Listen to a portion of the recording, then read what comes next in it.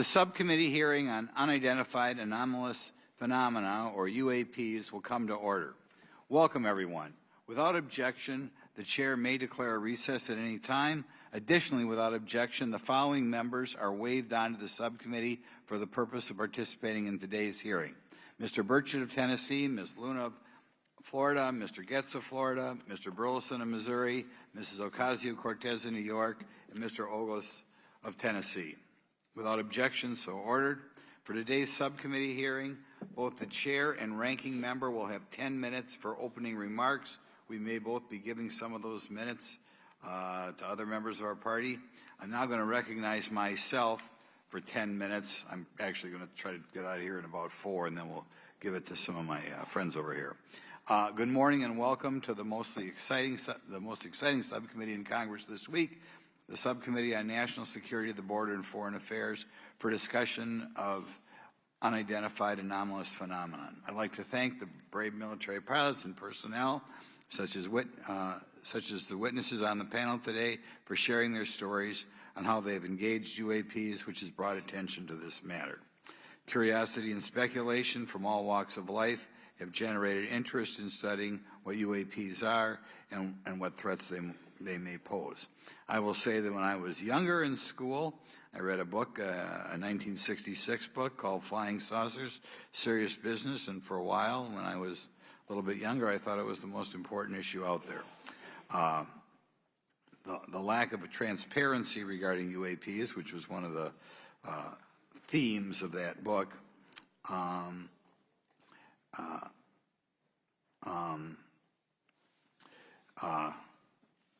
in any event, it's led to interest in studying what UAPs are and what threats they pose.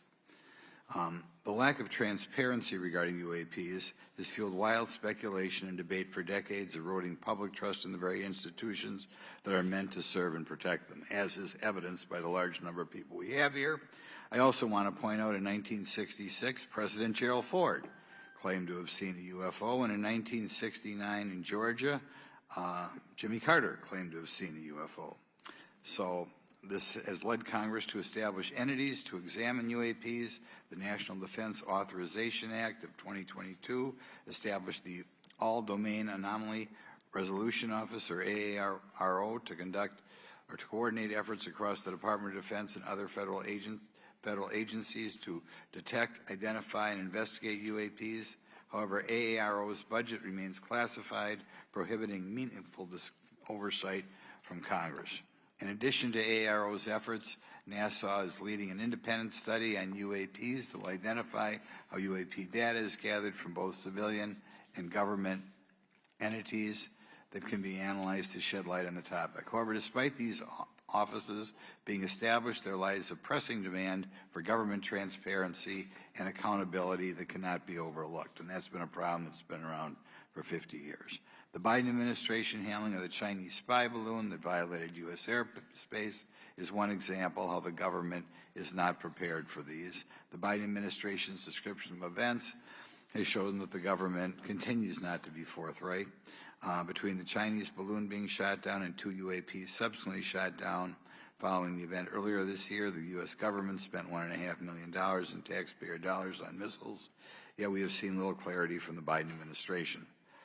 We must demand transparency from the Department of Defense, our intelligence community, and our defense industry on the UAP work.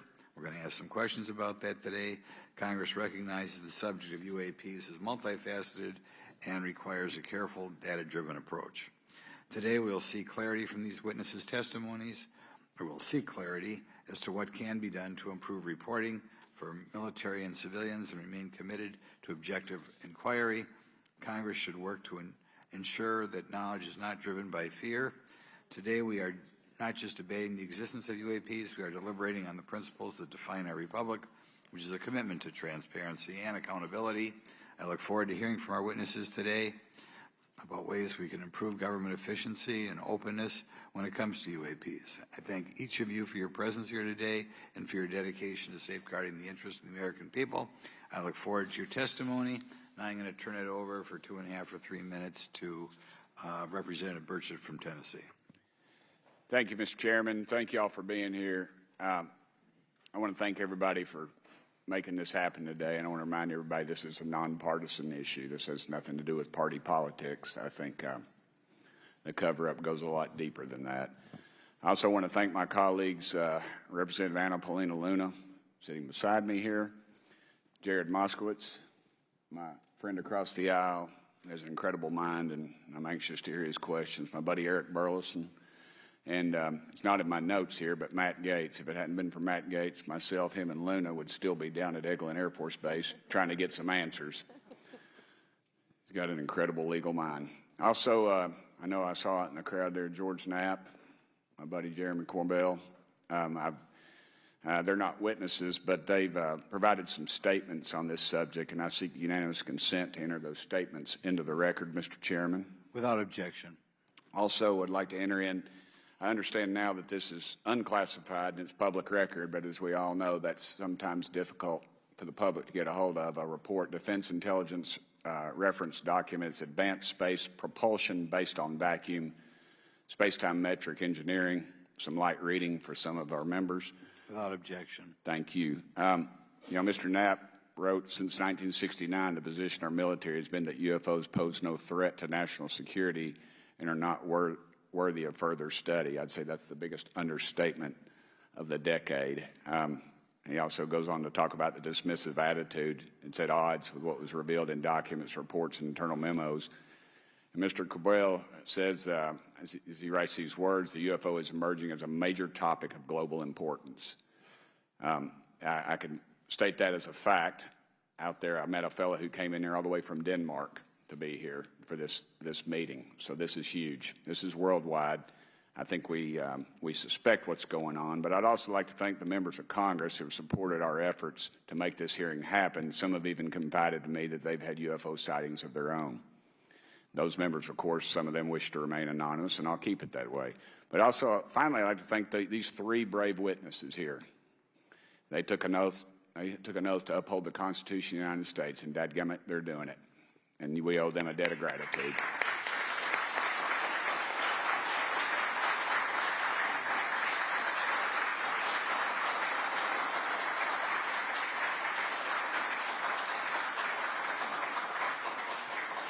Y'all quit clapping. You're cutting in on my time.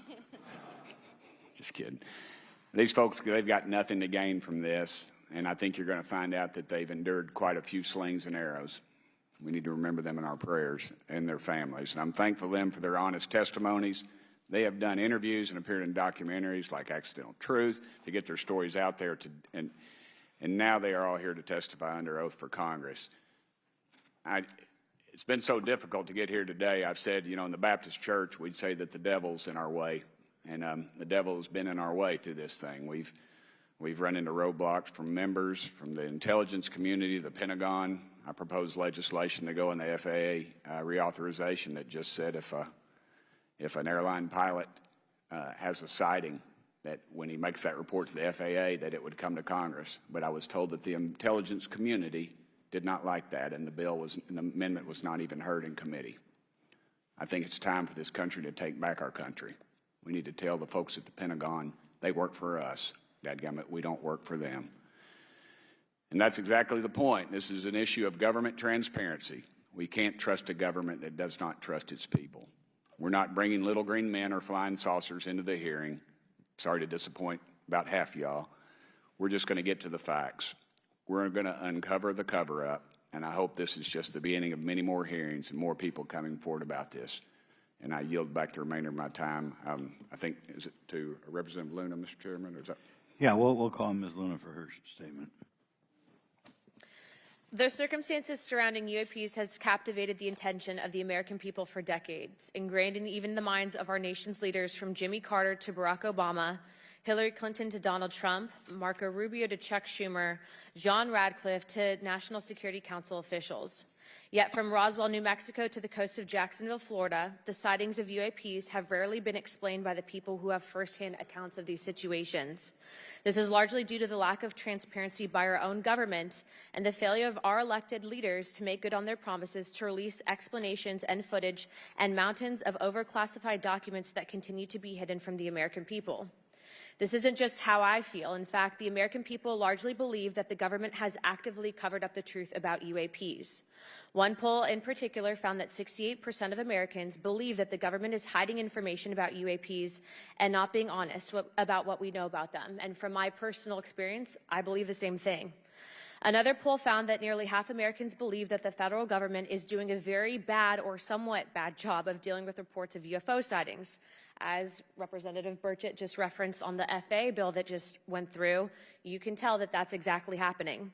Considering the thousands of testimonies and videos taken on people's phones and eyewitnesses' accounts made by credible witnesses such as doctors, pilots, scientists, and active duty service members, it is unacceptable to continue to gaslight Americans into thinking that this is not happening or that the potential of intelligent life forms exists other than humans.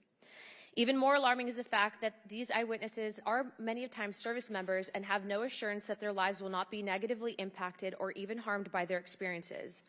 In being an active duty service member working on an airfield, I've had conversations with many pilots where they were in fear of coming forward for retribution and or being taken off flight status. How do we know this? Because the government has said nothing to assure us otherwise. They have also did nothing to calm the concerns of over 20% of Americans who have reported to have seen UFOs or UAPs. We are simply told not to question the government and that the government has it under control. Today is the first hearing of its kind where we will attempt to get down to the bottom of what is actually happening with UAPs. But we will hear from people who have had personal sightings rather than Pentagon bureaucrats who have always been sent to stonewall our investigations. Just so that the press knows and the people know, we were even denied access to a classified briefing in a SCIF prior to this hearing due to the amount of hoops that we had to jump through to grant temporary clearance to witness Grush, who has knowledge of classified information. It is time to have an open-minded discussion on this topic, to hear the evidence and understand the magnitude of what this means not just for our nation, but for humanity. Thank you, Chairman. I yield back the rest of my time. Thank you very much, and I'd like to thank you and Mr. Burchett for bringing this topic to my attention. Now we'll recognize National Security Subcommittee Ranking Member Garcia for 10 minutes. Well, thank you, Mr. Chairman, and I want to thank first our witnesses for joining us today. I want to begin by thanking you all for your service to our country and for sharing your voices today and your courage to be here as well. To Mr. Graves, particularly grateful to you to spend some time that we had for you to share with candor some of your experiences, so I appreciate that as well. I do want to thank all the members of our subcommittee today and also those that are here and have waved on for their incredible interest in this issue, particularly to Congressman Burchett. I know that your leadership has brought us to this place today, and I want to thank you for that, as well as everyone else that's been engaged in this work. I also want to thank the oversight staff, who I know has been working very hard to ensure that today's hearing is serious, that it's transparent, and that it also provides appropriate answers, as our oversight body always demands. Now, it's really important that we're here in a bipartisan way to have this conversation, which really, to the heart of it, is about national security and key to the subcommittee's core purpose. This is the subcommittee on national security of the Oversight Committee. Now, our witnesses will testify today that UAPs have posed a serious safety threat, and we must understand this. More broadly, we're dealing with real questions that get to the heart of our faith in government. Faith in our institutions, as we all know, is at an all-time low. Partisanship and alternative facts make it too easy to doubt narrative or our institutions. But this hearing will offer the public unique perspectives, building on years of reporting by both federal agencies and the independent media. Now, some of the earliest reporting on this issue was a groundbreaking 2017 New York Times report, which revealed research, as we know now, on unidentified anomalous phenomena, or as many call UFOs, by the Defense Intelligence Agency. Mr. Graves and Commander Favor's experiences with UAPs have also been documented by the public, not just by the New York Times, but CNN and many other national news outlets. Now, the Office of the Director of National Intelligence has published public reports documenting UAPs, and on June 9, 2022, NASA announced that the agency is commissioning a study to, of course, examine unidentified anomalous phenomena. Now, the sheer number of reports, whistleblowers, and stories of unidentified anomalous phenomena should raise real questions and warrant investigation and oversight, and that's why we are here today. Now, pilots have reported encounters for years. Now, because of the stigma around reporting these incidents, we still don't have a complete picture of actually what's going on, particularly as our witnesses will testify on the civilian side, and that is a real problem that we have today in the country. Now, it's very important that we show that Democrats and Republicans in Congress can come together in a bipartisan way to cut through misinformation and to look at the facts in a serious and thoughtful manner. If we are to advance oversight and public disclosure, we must also gain the broad support of the public. We will succeed getting facts out to the public faster if there is a broad public support as part of the process. Now, I understand fully the Department of Defense is hesitant to share information that could also undermine our national security by revealing information on the capabilities of our own aircraft, our sensors, and other sensitive material. At the same time, many people believe that we're withholding information from them, and that is dangerous also. I believe in openness and transparency. That is also the role of Congress, and I want to trust that the American people will be able to weigh the evidence and make up their own minds. Now, we have incidents where sensors, sometimes even multiple types of sensors, detect things that we cannot explain. UAPs, whatever they may pose a serious threat to our military or civilian aircraft, and that must be understood. Now, my career and training as a longtime and career educator and teacher and researcher tell me that we should never rule anything out. We know that our space, of course, is vast and undiscovered. I also want to note that Mr. Sean Kirkpatrick, director of the All-Domain Anomaly Resolution Office, the component of the DoD office that investigates UAP data, has testified before the Senate this year that his unit has found no evidence of extraterrestrial activity. NASA has also stated that they don't have evidence of extraterrestrial life either, and we've heard this, of course, from some of our government agencies. And we should remind viewers and witnesses, which I think is really important, that we also cannot share classified information in public settings. But questions, of course, remain that people want to see data and information for themselves. The enormous interest in the hearing today underscores the importance of a fair and open look at the evidence from witnesses who can share their unique perspectives. Now, I know I certainly have a lot of questions, and I know that all the members of our committee do as well. We should come to this hearing with an open mind, and we should not let our existing ideas restrict us on either side. I hear over and over from many agencies the stigma around reporting and investigating UAPs prevents us from getting real answers. We know that whistleblowers have reported harassment, intimidation, or stigma as well, and this is not acceptable.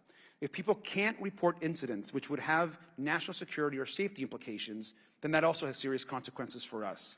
As ranking member of this subcommittee, I know my job would be completely impossible if whistleblowers or others feel intimidated to come before this committee. We can't be afraid of asking questions, and we can't be afraid of the truth. I'm proud to say that this hearing builds upon bipartisan work by members of the House and Senate dating many years back, which is sought to increase awareness within the Department of Defense and to mandate more of Congress of UAPs. We know the Senate is taking up an amendment to their defense authorization bill, which will create a commission with broad declassification authority, and we should all agree that that is an important step.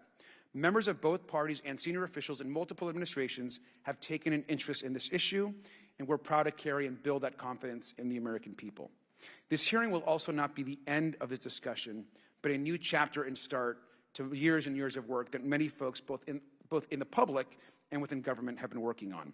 We should encourage more reporting, not less, on UAPs. The more we understand, the safer we will be. We will hear testimony from witnesses today with a long record of service to the American people and with subject matter expertise. Our witnesses have a unique opportunity to share their perspective, insights, and their experiences with the American people. And I encourage all of my colleagues to engage with these difficult questions with an open mind and to follow the facts on behalf of our country. I also just want to say more broadly that we should look at this hearing and believe that everything is on the table as it relates to UAPs. I think an open mind is absolutely the best. I want to yield the 2.5 minutes, the remainder of my time, to the representative from Florida, Representative Moskovich, for an opening statement. He also has been very much engaged in this issue, and I want to thank him for his leadership. Congressman. Thank you, Ranking Member Garcia. Thank you, Mr. Chairman. I want to thank Tim Burchett and Anna Paulina Luna for their leadership in pushing this hearing forward. I want to thank, obviously, committee staff and their staff working on this on a bipartisan basis because many Americans are deeply interested in this issue, and it shouldn't take the potential of non-human origin to bring us together. Additionally, I want to thank the witnesses for coming forward to share your perspectives, your thoughts, and the sightings of UAPs. Unlike other hearings many times in Congress, you're not here to help a political party, but you're here to share information with the American people. And it's not something that is just going on in this administration. It's something that's spanned many administrations. For decades, many Americans have been fascinated by objects mysterious and unexplained, and it's long past time that they got some answers. The American public has a right to learn about technologies of unknown origins, non-human intelligence, and unexplainable phenomena. Those are not the words of a UFO Twitter account. Though that is a direct quote from Majority Leader Chuck Schumer, that the American public has a right to learn about technologies of unknown origins, non-human intelligence, and unexplainable phenomena. In an interview with Fox News, recent former Director of National Intelligence John Radcliffe confirmed the U.S. government is aware a lot more sightings of UAPs, and that they have not made that information public. I quote, "There are a lot more sightings that have not been made public," Radcliffe said to Fox News. For me, this hearing is about transparency. We unfortunately live in a time in which many people distrust government and our institutions. And overclassification of information away from the American public or even Congress contributes to today's politics. The American people have regular questions. What are UAPs? How come the media doesn't report more on them? Are they foreign adversaries? Are they U.S. technology? Are they something else? They ask themselves, how come when a Russian jet shoots flares at one of our drones, we have perfect pictures and videos to show the American people and the world, but when it comes to UAPs, nothing? Of course, we must always protect our national security to maintain our superiority, like when stealth helicopters were only rumored to exist but were used in the Osama bin Laden raid in 2011. But we can't allow that to be used as a shield to keep the American people completely in the dark from basic truths. The American people deserve to hear more about special access programs. Congress has a right to know if there's any unsanctioned weapons development, satellite imagery that has not been provided to Congress. Congress created the All-Domain Resolution Office in the NDAA of 2022. In its initial analysis, there are 171 uncharacterized UAP reports, and this is the words from the report, that appear to have demonstrated unusual flight characteristics or performance capabilities. I believe more information is known about the 171 instances. It's time for Congress to reinsert ourselves. I call on our military leaders and intelligence officials to release more information to the American people about UAPs. And to our military leaders, if there's nothing to conceal, let Congress go to Wright-Patterson Air Force Base, the Dugway Proving Ground, or even Groom Lake in Nevada. We should have disclosure today. We should have disclosure tomorrow. The time has come. Thank you, Ranking Member. Thank you, Mr. Moskowitz, and I would yield back now to our chairman. Thank you. Right, now I'd like to introduce our witnesses. Our first witness is Lieutenant Ryan Graves. He's the Executive Director of Americans for Safe Aerospace. Lieutenant Graves is also a former U.S. Navy F-18 pilot with his own UAP experience. The next witness, David Grush, is a former Senior Intelligence Officer with the National Geospatial Intelligence Agency and was a Senior Technical Advisor for UAP issues. And finally, retired Navy Commander David Fravor, squadron leader who worked as a naval aviator for 18 years. Mr. Fravor has his own UAP experience known as the TikTok event. I look forward to hearing from all three of you today. Pursuant to Committee Rule 9G, the witnesses will please stand and raise their right hands. Do you solemnly swear or affirm that the testimony you are about to give is the truth, the whole truth, and nothing but the truth, so help you God? Let the record show that all the witnesses answered in the affirmative. You may be seated. We appreciate you all being here today and look forward to your testimony. I'll remind the witnesses that we have read your written statements and they will appear in full in the hearing record. Please try to limit your oral statements to 5 minutes. As a reminder, please press the button on the microphone in front of you so that it's on and the members can hear you. When you begin to speak, the light in front of you will turn green. After 4 minutes, it'll turn yellow, and the red light, when that comes on, it tells you your 5 minutes have expired. I'll now recognize Mr. Graves for 5 minutes for your opening statement. Thank you.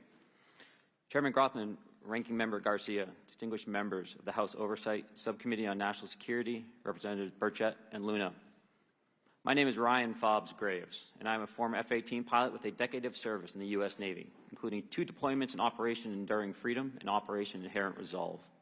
I have experienced advanced UAP firsthand, and I'm here to voice the concerns of more than 30 commercial aircrew and military veterans who have confided their similar encounters with me. Today, I would like to highlight 3 critical issues that demand our action. As we convene here, UAP are in our airspace, but they are grossly underreported. These sightings are not rare or isolated, they are routine. Military aircrew and commercial pilots, trained observers whose lives depend on accurate identification, are frequently witnessing these phenomena. The stigma attached to UAP is real and powerful and challenges national security. It silences commercial pilots who fear professional repercussions, discourages witnesses, and is only compounded by recent government claims questioning the credibility of eyewitness testimony. Parts of our government are aware of more about UAP than they let on, but excessive classification practices keep crucial information hidden. Since 2021, all UAP videos are classified as secret or above. This level of secrecy not only impedes our understanding, but fuels speculation and mistrust. In 2014, I was an F-18 Foxtrot pilot in the Navy Fighter Attack Squadron 11, the Red Rippers, and I was stationed at NAS Oceana in Virginia Beach. After upgrades were made to our jet's radar systems, we began detecting unknown objects operating in our airspace.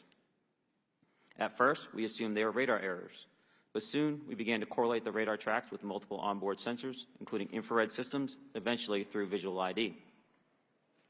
During a training mission in Warning Area Whiskey 72, 10 miles off the coast of Virginia Beach, 2 F-18 Super Hornets were split by a UAP. The object, described as a dark gray or a black cube inside of a clear sphere, came within 50 feet of the lead aircraft and was estimated to be 5 to 15 feet in diameter. The mission commander terminated the flight immediately and returned to base. Our squadron submitted a safety report, but there was no official acknowledgement of the incident and no further mechanism to report the sightings. Soon, these encounters became so frequent that aircrew would discuss the risk of UAP as part of their regular pre-flight briefs. Recognizing the need for action and answers, I founded Americans for Safe Aerospace. The organization has since become a haven for UAP witnesses who were previously unspoken due to the absence of a safe intake process. More than 30 witnesses have come forward, and almost 5,000 Americans have joined us in the fight for transparency at safeaerospace.org. The majority of witnesses are commercial pilots at major airlines. Often, they are veterans with decades of flying experience. Pilots are reporting UAP at altitudes that appear above them at 40,000 feet, potentially in low Earth orbit or in the gray zone below the Kármán line, making inexplainable maneuvers like right-hand turns and retrograde orbits or J-hooks. Sometimes these reports are reoccurring, with numerous recent sightings north of Hawaii and in the North Atlantic. Other veterans are also coming forward to us regarding UAP encounters in our airspace and oceans. The most compelling involve observations of UAP by multiple witnesses and sensor systems. I believe these accounts are only scratching the surface, and more will share their experiences once it is safe to do so. In closing, I recognize the skepticism surrounding this topic. If everyone could see the sensor and video data I witnessed, our national conversation would change. I urge us to put aside stigma and address the security and safety issue this topic represents.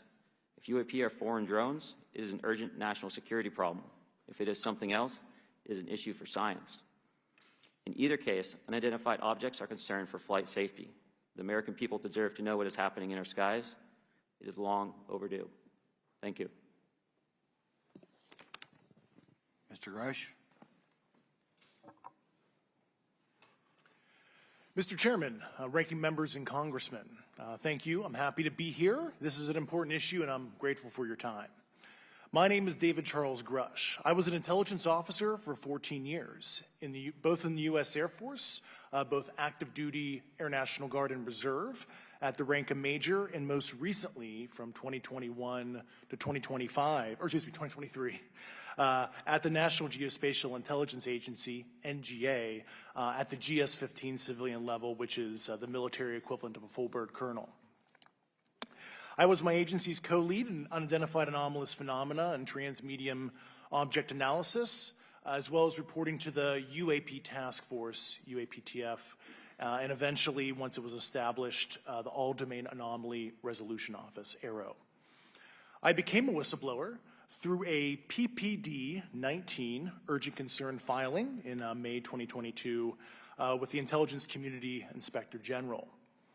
Following concerning reports from multiple esteemed and credentialed current and former military and intelligence community individuals that the U.S. government is operating with secrecy above congressional oversight with regards to UAPs.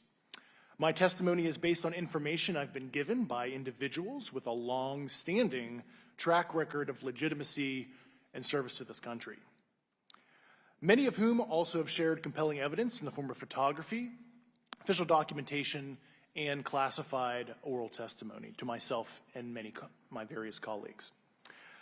I have taken every step I can to corroborate this evidence over a period of 4 years while I was with the UAP Task Force and do my due diligence on the individual sharing it. This is because of these steps, I believe strongly in the importance of bringing this information before you. I am driven by a commitment of both to truth and transparency, rooted in our inherent duty to uphold the United States Constitution and protect the American people. I'm asking Congress to hold our government to this standard and thoroughly investigate these claims. But as I stand here under oath now, I am speaking to the facts as I've been told them. In the U.S. Air Force, in my National Reconnaissance Office, NRO, reservist capacity, I was a member of the UAP Task Force from 2019 to 2021. I served at the NRO Operations Center on the Director's Briefing staff, which included the coordination of the Presidential Daily Brief and supporting variety of contingency operations, which I was the Reserve Intelligence Division Chief backup. In 2019, the UAP Task Force Director asked me to identify all special access programs and controlled access programs, also known as SAPs and CAPs, we needed to satisfy our congressionally mandated mission, and we were direct report at the time to the DepSecDef. At the time, due to my extensive executive level intelligence support duties, I was cleared to literally all relevant compartments and in a position of extreme trust, both in my military and civilian capacities. I was informed in the course of my official duties of a multi-decade UAP crash retrieval and reverse engineering program, to which I was denied access to those additional read-ons when I requested it. I made the decision, based on the data I collected, to report this information to my superiors and multiple inspectors general, and in effect becoming a whistleblower. As you know, I've suffered retaliation for my decision, but I am hopeful that my actions will ultimately lead to a positive outcome of increased transparency. Thank you, and I'm happy to answer your questions. Thank you. Commander Fravor? Thank you. Thank you, Mr. Chairman, Congressmen, Congresswomen. I want to first thank you for the invitation to speak to the committee on the UAP topic that has been in the news for the past 6 years and seems to be continuing to gain momentum. As you know, my name is David Fravor. I'm a retired commander in the United States Navy. In 2004, I was a commanding officer of Strike Fighter Squadron 41, the world-famous Black Aces. We were attached to Carrier Wing 11, stationed on board the USS Nimitz, and had begun a 2-month workup cycle off the coast of California. On this day, we were scheduled for a 2v2 air-to-air training with the USS Princeton as our control. When we launched off Nimitz, my wingman was joining up. We were told that the training was going to be suspended and we were going to proceed with real-world tasking. As we proceeded to the west, the air controller was counting down the range to an object that we were going to, and we were unaware of what we were going to see when we arrived. The controller had told us that these objects had been observed for over 2 weeks, coming down from over 80,000 feet, rapidly descending to 20,000 feet, hanging out for hours, and then going straight back up. For those who don't realize, above 80,000 feet is space. We arrived at the location at approximately 20,000 feet, and the controller called merge plot, which means that our radar blip was now in the same resolution cell as the contact. As we looked around, we noticed that we saw some whitewater off our right side. It's important to note that the weather on this day was as close to perfect as you could ask for off the coast of San Diego. Clear skies, light winds, calm seas, no whitecaps from waves. So the whitewater stood out in a large blue ocean. All 4 of us, because we were in F-18Fs, so we had pilots and Wizzo in the back seat, looked down a small, saw a white tic-tac object with a longitudinal axis pointing north-south and moving very abruptly over the water like a ping-pong ball. There were no rotors, no rotor wash, or any sign of visible control surfaces like wings. As we started clockwise towards the object, my Wizzo and I decided to go down and take a closer look with the other aircraft staying in high cover to observe both us and the Tic Tac. We proceeded around the circle about 90 degrees from the start of our descent, and the object suddenly shifted its longitudinal axis, aligned it with my aircraft, and began to climb. We continued down another 270 degrees, nose low, where the Tic Tac, or we considered 270 degrees to where, and we went nose low to where the Tic Tac would have been. Our altitude at this point was about 15,000 feet, and the Tic Tac was about 12,000. As we pulled nose onto the object, within about a half mile of it, it rapidly accelerated in front of us and disappeared. Our wingmen, roughly 8,000 feet above us, lost contact also. We immediately turned back to see where the whitewater was at, and it was gone also. So as we started to turn back towards the east, the controller came up and said, "Sir, you're not going to believe this, but that thing is at your cap point, roughly 60 miles away in less than a minute. You can calculate the speed." We returned to Nimitz. We were taking off our gear. We were talking to one of my crews that was getting ready to launch. We mentioned it to them, and they went out and luckily got the video that you see, that 90-second video. What you don't see is the radar tape that was never released, and we don't know where it's at, of the active jamming that the object put on an APG-73 radar, and I can get into modes later if you're interested. What is shocking to us is that the incident was never investigated. None of my crew were ever questioned. Tapes were never taken, and after a couple days, it turned into a great story with friends. It wasn't until 2009 until Jay Stratton had contacted me to investigate. Unbeknownst to all, he was part of the ATIP program in the Pentagon led by Lou Elizondo. There was an unofficial official report that came out that's now on the internet. Years later, I was contacted by the other pilot, Alex Dietrich, and asked if I'd been contacted, and I said no, but I'm willing to talk. I was contacted by Mr. Elizondo, and we talked for a short period of time, and he said we'd be in contact. A few weeks after that, I was made aware that Lou had left the Pentagon in protest and joined forces with Tom DeLong, Chris Mellon, Steve Justice, and others to form Two Stars Academy, an organization that pressed the issue with leading industry experts and U.S. government officials. They worked with Leslie Keene, who is present today, Ralph Blumenthal, and Helene Cooper to publish the articles in the New York Times 2017 New York Times, and it removed the stigma on the topic of UFOs, which is why we're here today. Those articles open the door for the government and public that cannot be closed. It has led to an interest from our elected officials who are not focused on little green men, but figuring out where these craft are, where are they from, the technology they possess, how do they operate. It also led to the Whistleblower Protection Act and the NDAA. There are multiple witnesses coming forward to say that have firsthand knowledge, and Mr. Grush just covered that. What concerns me is that there's no oversight from our elected officials on anything associated with our government processing or working on craft. Believe it not from this world. This issue is not a full public disclosure that could undermine national security, but it is about ensuring that our system of checks and balances works across all work done in the government using taxpayer funds.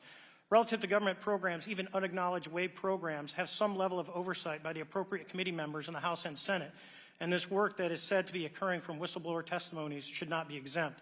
In closing, I would like to say that the Tic Tac object we engaged in 2004 was far superior to anything that we had on time, have today, or are looking to develop in the next 10 years. If we in fact have programs that possess this technology, it needs to have oversight from those people that the citizens of this great country elected in office to represent what is best for the United States and best for the citizens. I thank you for your time. Thank you very much. Thank you very much. I know it's very difficult for all of you, all you've done in the past to try to illuminate this issue. Call on myself first for some questions. I'm going to start with Mr. Graves. Are pilots that you interact with as part of your organization, do you feel adequately trained and briefed on how to handle encounters with UAPs?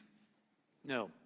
Right now, military witnesses to UAP have limited options for reporting UAP. But more concerning is that commercial aviation sector has not adapted to the lessons that the military has implemented. The military and Department of Defense has stated that UAP represent a critical aviation safety risk. We have not seen that same language being used in the commercial markets. They are not acknowledging this risk. Okay. What steps do you think you have to be taken to improve a pilot's UAP reporting, be it military or commercial?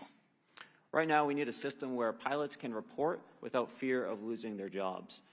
There is a fear that the stigma associated with this topic is going to lead to professional repercussions, either through management or perhaps through their yearly physical check. So having a secure system, reducing the stigma, and making this information available through the public is going to reduce the concerns that aircrew have. Could you just give me a little idea of the degree to which reports in the past are not made public right now?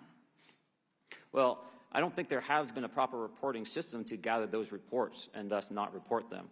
So to answer your question, I think there is a dearth of data due to the fact that the reporting has been limited up to this time. Could you tell me why you believe it's, kind of to play the devil's advocate, a reason why some of this stuff should not be available to the public? There's certainly some national security concerns when we use our advanced sensors in our tactical jets to be able to identify these objects. However, there's no reason that the objects themselves would be classified. I would be curious to see how the security classification guideline actually spells out the different nuances of how this topic is classified from the perspective of UAP, not national security. I'll give you a follow-up on that. Assuming that there are reasons why not all this should be made public, this has been around for a long period of time. Can any of the three of you think of any reason why anything related to UAPs, say 15 years and back, should not be immediately made public? I think one of it is acknowledging a vulnerability, both from a collection and I'll just say a countermeasure perspective. So it's that we haven't cracked for many years. Yeah. Even say 20 years back. Is there any reason why, when you go back that far, things shouldn't be made public? Unless it shows a specific national security vulnerability as it relates to a weakness in a particular defense system. Oh, okay, Mr. Fravor, the TikTok incident that you were engaged occurred in 2004. What kind of reporting took place after that incident? None. We had a standard debrief where the backseaters went down to our carrier intel center and briefed what had happened, and that was it. No one else talked to us, and I was in the top 20 in the battle group. No one came. The captain was aware, the admiral was aware, nothing was done. Your commanding officers provide any sort of justification? No, because I was the commanding officer of the squadron, so no. Was this incident the only UAP event that you encountered while you were a pilot? Yes, it was. Okay. This is for any one of you. Based off of each of your experiences and observations, do you believe UAPs pose a potential threat to our national security? Yes, and here's why. The technology that we faced was far superior than anything that we had, and you could put that anywhere. If you had one, you captured one, you reverse engineered it, you got it to work, you're talking something that can go into space, go someplace, drop down in a matter of seconds, do whatever it wants, and leave, and there's nothing we can do about it. Nothing. Okay. Either the other, you two? Well, I would also like to add, from a commercial aviation and military aviation perspective, we deal with uncertainty in our operating space as a matter of our professional actions. Identifying friend from foe is very important to us. And so when we have unidentified targets and we continue to ignore those due to a stigma or a fear of what it could be, that's an opening that our adversaries can take advantage of. What steps should be taken to better understand and respond to UAP encounters in the interest of national security? There needs to be a location where this information is centralized for processing, and there needs to be a two-way communication loop so the operators on the front end have a feedback and can get best practices on how to process the information, what to do, and to ensure that their reporting is being listened to. Right now, there is not a lot of back and forth. Mr. Grush, in your complaint to the Intelligence Community Inspector General, you claim that you believe information is being hidden. What kind of information do you think was hidden, and do you think it should remain hidden? Yes, I can speak to that very briefly in an unclassified manner. As you know, the preponderance of my complaint was classified to the intelligence communities. Both material acquisition and exploitation activity, also baselining the UAPs but not sharing it with intelligence professionals that are actually doing step briefs to pilots, that kind of information. Yeah. Okay. Thank you very much. Now we'll go to Mr. Garcia. Thank you. Again, thank you all for your service and for testifying today. Want to just talk about the UAPs as it relates to what we're seeing in the pilots' interaction with UAPs. Particularly, Mr. Graves, one of the concerns that for members of this committee is this idea that pilots, there's no system to actually report UAPs and the stigma around pilots. And so can you just briefly, you mentioned that you're working with 30 pilots right now that have had encounters with UAPs, but you've also, I believe, discussed and know of many more pilots. This is just those that you're currently working with. Is that correct? Can you expand on that? Certainly. I'll break that down in two ways. First, when we were first experiencing these objects off the eastern seaboard in the 2014 to 2015 time period, anyone that had upgraded their radar systems were seeing these objects. So there was a large number of my colleagues that were detecting these objects off the eastern seaboard. They were further correlating that information with their other onboard sensors, and many of them also had their own eye sightings as well of these objects. Now, that was our personal first-hand experience at the time. Since then, as I've engaged this topic, others have reached out to me to share their experiences, both on the military side as well as the commercial aviation side. On the military aviation side, veterans that have recently got out have shared their stories and have expressed how the objects we were seeing in 2014, 2015 continued all the way to 2019, 2020, and beyond. And so it became a generational issue for naval aviators on the eastern seaboard. This was something we were briefing to new students. This is something that was included in the notice to airmen to ensure that there was no accidents. And now with commercial aviators, they are reaching out because they're having somewhat similar experiences as our military brothers and sisters, but they do not have any reporting system that they can send us to. And let me just add, both to Mr. Fravor as well as Mr. Graves, not having this system for reporting, would you both agree that it's harmful to not just our national security interests, but to understand this phenomenon of what's happening with UAPs? I think it's actually a travesty that we don't have a system to correlate this and actually investigate. You know, so if you took the East Coast, you know, there's coastal radars out there that monitor our air defense identification zone, so out to 200 miles. They can track these, you know, so when you see them, they could actually go and pull that data and get maneuvering. And instead of just having the airplanes, there's other data sources out there. And I've talked to other government officials on this. So you need a centrally located repository that these reports go to. So if you just stuck it in DOD, you wouldn't get anything out of the Intelligence Committee because they have a tendency to not to talk. But if you had a central location where these reports would come in, not just military, but also commercial aviation, because there's a lot of that going on, especially if you talk to anyone that flies from here to Hawaii, over the Pacific, they see odd lights.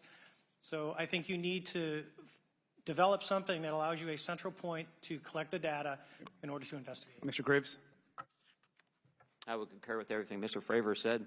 I'll continue to say that the commercial pilots that have reached out to me through Americans for Safe Aerospace are doing so because they don't feel there's another way for them to report this safety issue. And I think one of the clear outcomes of this hearing already is that there has to be a safe and transparent reporting process for pilots, both on the commercial side and the military side, to be able to report UAPs in a way that's also transparent, but also understands the scope of our national security interests and what may be classified or not. But I think there has to be some sort of system, and so that's something that I hope can be an outcome that this committee can work on.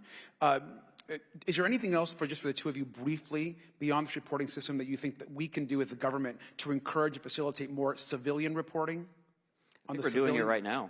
Okay, great. I think this hearing is going to show the American people that their government takes this topic seriously. And how about civilians that may not be pilots? What kind of process could be in place for civilians who are not pilots, who may have UAP encounters? Do either of you have any suggestions that could facilitate that?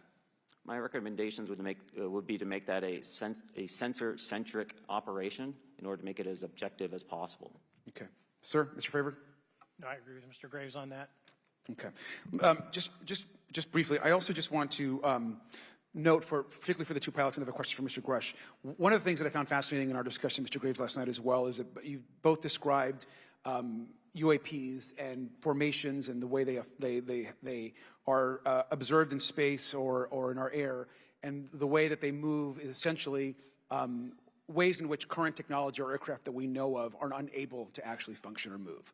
And so will you just, for the public record, again, once again, briefly just either describe or note that aircraft that are being witnessed, particularly by the 30 folks that you're working with, are essentially outside the scope of anything that we know of today and the technology we have today. Mr. Graves, Mr. Fravor?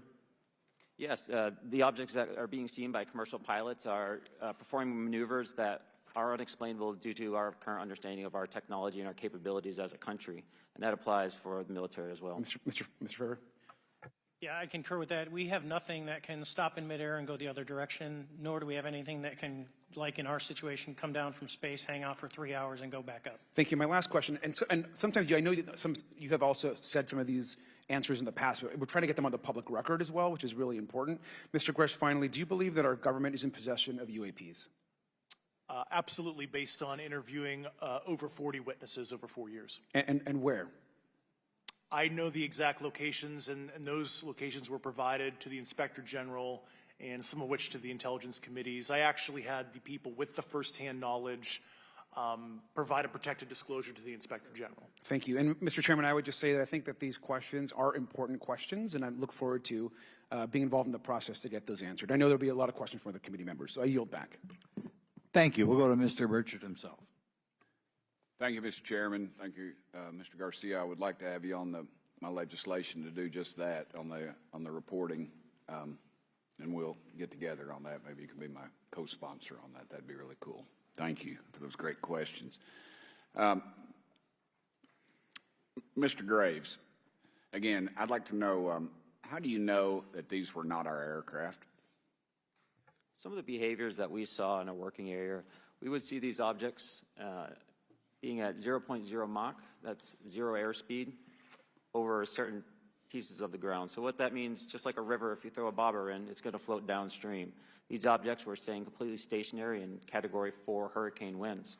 These same objects would then accelerate to supersonic speeds, 1.1, 1.2 Mach, and they would do so in very erratic and quick behaviors that I don't have an explanation for.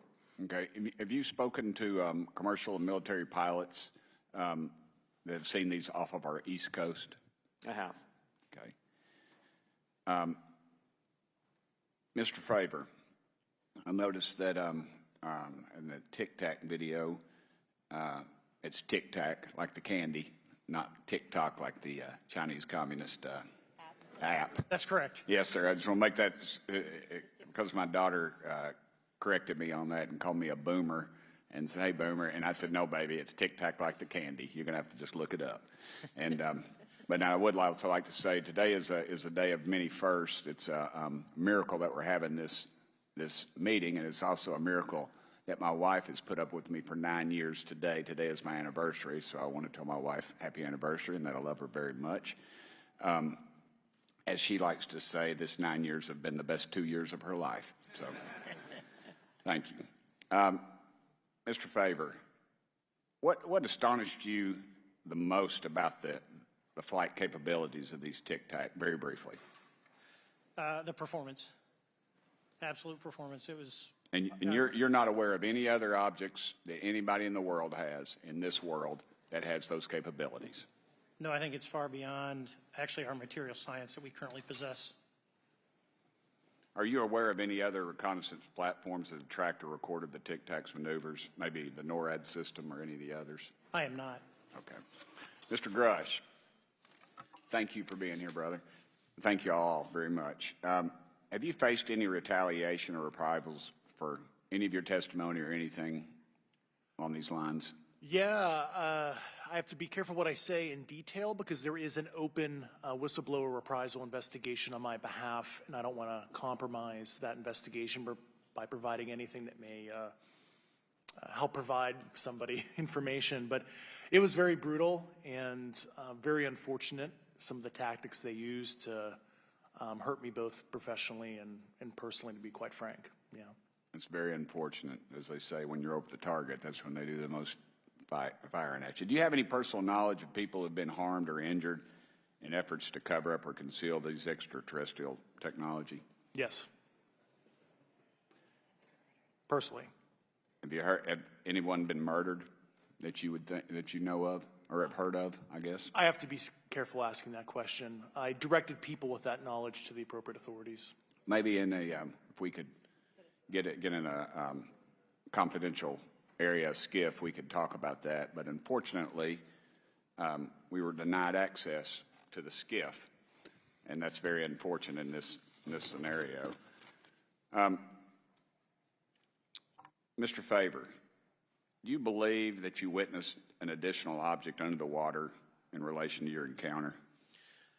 I will say we did not see an object. There was something there to cause the whitewater, and when we turned around, it was gone. So there was something there that obviously moved. Okay, it was not the same object though that you were looking at, correct? No, we actually joked that the Tic Tac was communicating with something when we came back, and because the whitewater disappeared. We were in another instance. We're told about the capabilities of a jamming during viewing of when there were some people chasing some of these objects. Did you experience any of that jamming or interrupting your radar or weapons system? My crew that launched after we landed experienced significant jamming to the APG-73 radar, which was what we had on board, which is a mechanically scanned, very high-end system prior to the APG-79. And yes, it did pretty much everything you could do: range, velocity, aspect, and then it spit the lock, and the targeting pod is passive. That's what we were able to get the video on. I'm about to run out of time, but are you aware of any of our enemies that have that capability? No. Okay. I would also like to note for the record that, like George Knapp, breaking Area 51, he's the reason I knew about that, and the reason I know about the Tic Tacs is Leslie Keene from New York Times article, and I would encourage everybody to read that. Thank you, Mr. Chairman. I yield back to you for no time. Very good. Mr. Raskin? Thank you, Mr. Chairman. Mr. Graves, you reported UAP encounters during training flights, I think, and have since come forward to warn the Pentagon that these encounters may be putting pilots at risk. My first question is, you've identified these as taking place on the East Coast. Is it just on the East Coast where these encounters have been reported? No. Since the events initially occurred, I've learned that the objects have been detected essentially where all operations, Navy operations, are being conducted across the world. And that's from the Ultimate Anomaly Resolutions Office reporting. All right. Can you describe your experience after you decided to come forward and go public with your experience? Certainly. Like many others, in 2017, I saw the New York Times article come out as well. And for me, it was special because I recognized the voices on the video. I recognized the video itself. I had seen it when it was taken. I seen it when it was debriefed. And so that was kind of shook me because I realized that this problem was still ongoing. And so I reached out to colleagues back on the East Coast and realized that this was still a safety risk that they were dealing with, that they had essentially hit a wall with how they could move forward on this conversation. It was at that point when I decided to try to move the conversation forward myself. Are there common characteristics to the UAPs that have been cited by different pilots, and can you describe what the convergence of descriptions is? Certainly. We were primarily seeing dark gray or black cubes inside of a clear sphere. I'm sorry, dark gray or black cubes? Yes, inside of a clear sphere, where the apex or tips of the cube were touching the inside of that sphere. And that was primarily what was being reported when we were able to gain a visual tally of these objects. And that occurred over almost 8 years. And as far as I know, it's still occurring. I take it that you're arguing what we need is real transparency in a reporting system so we can get some clarity on what's going on out there, because there are many pilots in your situation, but we should have a way of developing a systematic inventory of all of such encounters. Is that right? Yes, and I think we need both transparency and the reporting. We have the reporting, but we need to make sure that information can be promulgated to commercial aviation as well as the rest of the populace. Mr. Grush, what about you? What was your experience after you came forward? Well, it's only been about 2 months or so I guess my experience has been overwhelming support from former colleagues of mine that have privately messaged me, and I do appreciate that. But I do have knowledge of active planned reprisal activity against myself and other colleagues, and it's very, very upsetting to me. Coming from where? Certain senior leadership at previous agencies I was associated with. And that's all I'll say publicly, but I can provide more details in a closed environment. Okay. Well, I hope you understand that there would be bipartisan rejection of any attempt to vilify, demonize, or engage in other reprisals against our witnesses and people who are telling the truth from their perspective. Yeah, there were certain colleagues of mine that were brutally administratively attacked, and it actually makes me very upset as a leader to see that happen to other coworkers and actually superiors of mine over the last 3 years. How do you account for that response? That seems like a bizarre response. I call it administrative terrorism. That's their quiver, their tool in the toolbox to silence people, especially the career government service cares about their career, cares about their clearance, their reputation to climb the ladder. And when you threaten that career path, a lot of people back off. But I'm here to represent those people. So, Mr. Fravor, what about you? What has your experience been since you've come forward with your perspective on this? Actually, I've been treated very well. And the 6 people that were involved, myself included, all of them have or will be retiring from the military as 05s or 06s. And all my friends that are very senior, 3 and 4 stars, I've talked to them. They believe, they understand there's a problem. But no, I was actually treated really well. And what is your general interpretation of these phenomena, or what is your current thinking of trying to make sense of them? Well, I'll say, I'm not like a UFO fanatic. It's not me. But I will tell you that what we saw with 4 sets of eyes over a 5-minute period, still, there's nothing, we have nothing close to it. It was amazing to see. I told my buddy I wanted to fly it, but yeah, it's just an incredible technology. All right, Mr. Chairman, thank you very much. I'll yield back to you. Thanks. On to Ms. Luna.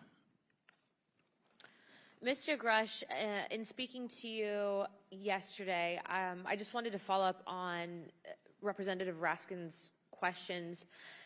In the last couple of years, have you had incidences that have caused you to be in fear for your life for addressing these issues? yes, personally. Okay. Yeah. I just want everyone to note that he's coming forward in fear of his life. To put in perspective, if they were really not scared about this information coming out, why would someone be intimidated like that? To your knowledge, are NHIs working with adversarial foreign governments in either technology exchange programs or back engineering programs? I don't have data on that. I'm not sure. Have you heard or you had people come forward to present that evidence? Not that particular evidence that you just espoused. Okay, on the 19th of April, Dr. Kirkpatrick, head of Aero, had said that he did not find any evidence of UAPs. You also stated that you had, in your interview, that you had briefed him on information that you were uncovering, but that he did not follow up with you. Were the items that you divulged to him pertinent to national security? Yes, him and I had a classified conversation in April 2022 before he took over Aero in July 2022, and I provided him some concerns I had. Do you know why he might not have followed up with you? Unfortunately, I cannot read his mind. I wish he did. I was happy to give sage counsel to him on where to look when he took the helm of Aero. Okay, and then my last question for you before I move to Mr. Graves is you received prior approval from the Defense Department to speak on certain issues, correct? Correct, through DOPSR, DoD Pre-Publication and Security Review, and I just want to remind the public, they're just looking from a security perspective. These are my own personal views and opinions, not the department's. Okay, I'm asking that though mainly because I think that there are many people that would like to discredit you, so it does bring a certain amount of credibility to your testimony. I'm required by law to do that as a former intelligence officer, or I go to jail for revealing classified information. Yeah, we don't want you to go to jail. My next question would actually be for Mr. Graves. Can you please explain to me in detail the event that occurred at Vandenberg Air Force Base? Certainly. In the 2003 timeframe, a large group of Boeing contractors were operating near one of the launch facilities at Vandenberg Air Force Base when they observed a very large 100-yard sided red square approach the base from the ocean and hover at low altitude over one of the launch facilities. This object remained for about 45 seconds or so before darting off over the mountains. There was a similar event within 24 hours later in the evening. This was a morning event, I believe 8:45 in the morning. Later in the evening, post-sunset, there were reports of other sightings on base, including some aggressive behaviors. These objects were approaching some of the security guards at rapid speeds before darting off. And this is information that was received through one of the witnesses that have approached me at Americans for Safe Aerospace. Was this documented in any official form, whether it was a police blotter? Yes, they had official documentation and records from the event that the witness held over the years. And I'm not going to ask you to do it right now for time reasons, but you would be able to sketch what was witnessed, correct? And have you seen that before on any other equipment and or during your flight time? I have not seen what they've described. This object was estimated to be almost the size of a football field. and I have not seen anything personally that large. Okay, and then another question on follow-up referencing the gimbal video Go Fast incident. Can you just clarify, because to our understanding, the footage was actually cut off at a certain point, but what happens at the end of that video, just for those Americans specifically that are wanting to know about the rest of that footage? Certainly. There was some uncertainty or instability with the object. It seemed to rock a bit, and that's the last I had seen of the video. Much of the data that I would recommend be analyzed would consist of radar data that would provide precise kinematics on the object, as well as the fleet of objects that were operating nearby.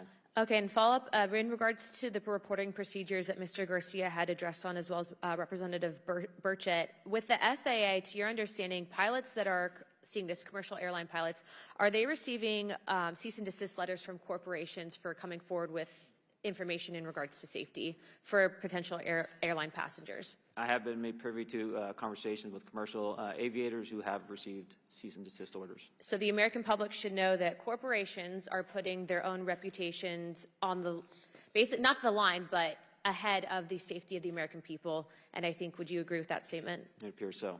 Okay. And I guess this would be my last, I'm out of time. I yield. I'll be back. Good. Mr. Moskowitz. Thank you, Mr. Chairman.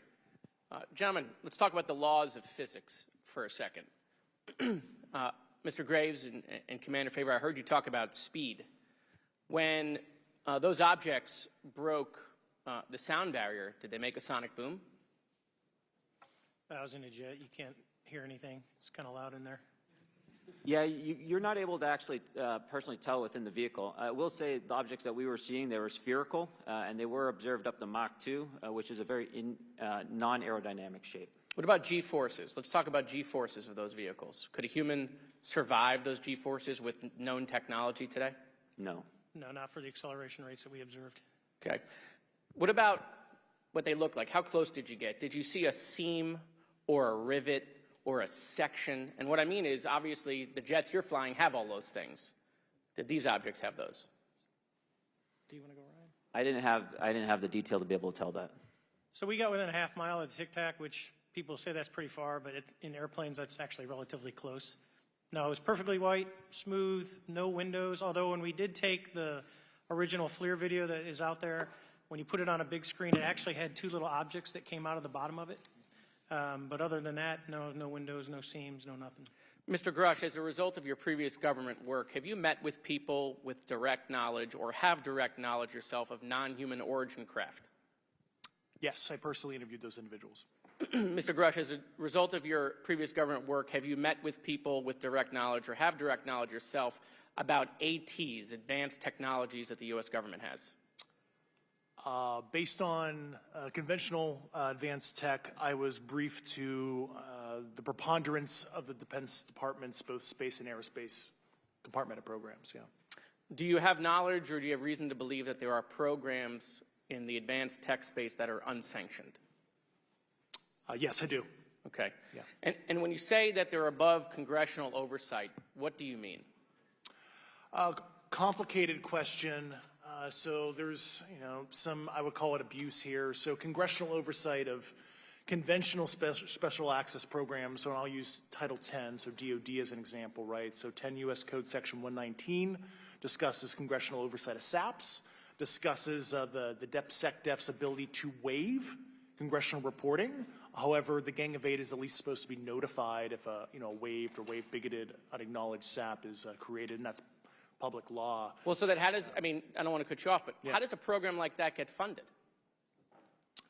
I will give you generalities. I can get very specific in a closed session, but misappropriation of funds and self-fund. Does that mean that there is money in the budget that is said to go to a program, but it doesn't, and it goes to something else? Yes, I have specific knowledge of that. Yep. Do you think U.S. corporations are overcharging for certain tech they're selling to the U.S. government, and that additional money is going to programs? Correct, through something called IRAD. Okay. Satellite imagery. Let's talk about satellite imagery. We have satellites all over the place, some that we're aware of and many that we're not aware of, right? We're taking pictures of everything at every point and second. Mr. Grush, are you aware, do you have direct knowledge, or have you talked to people with direct knowledge that there are satellite imagery of these events?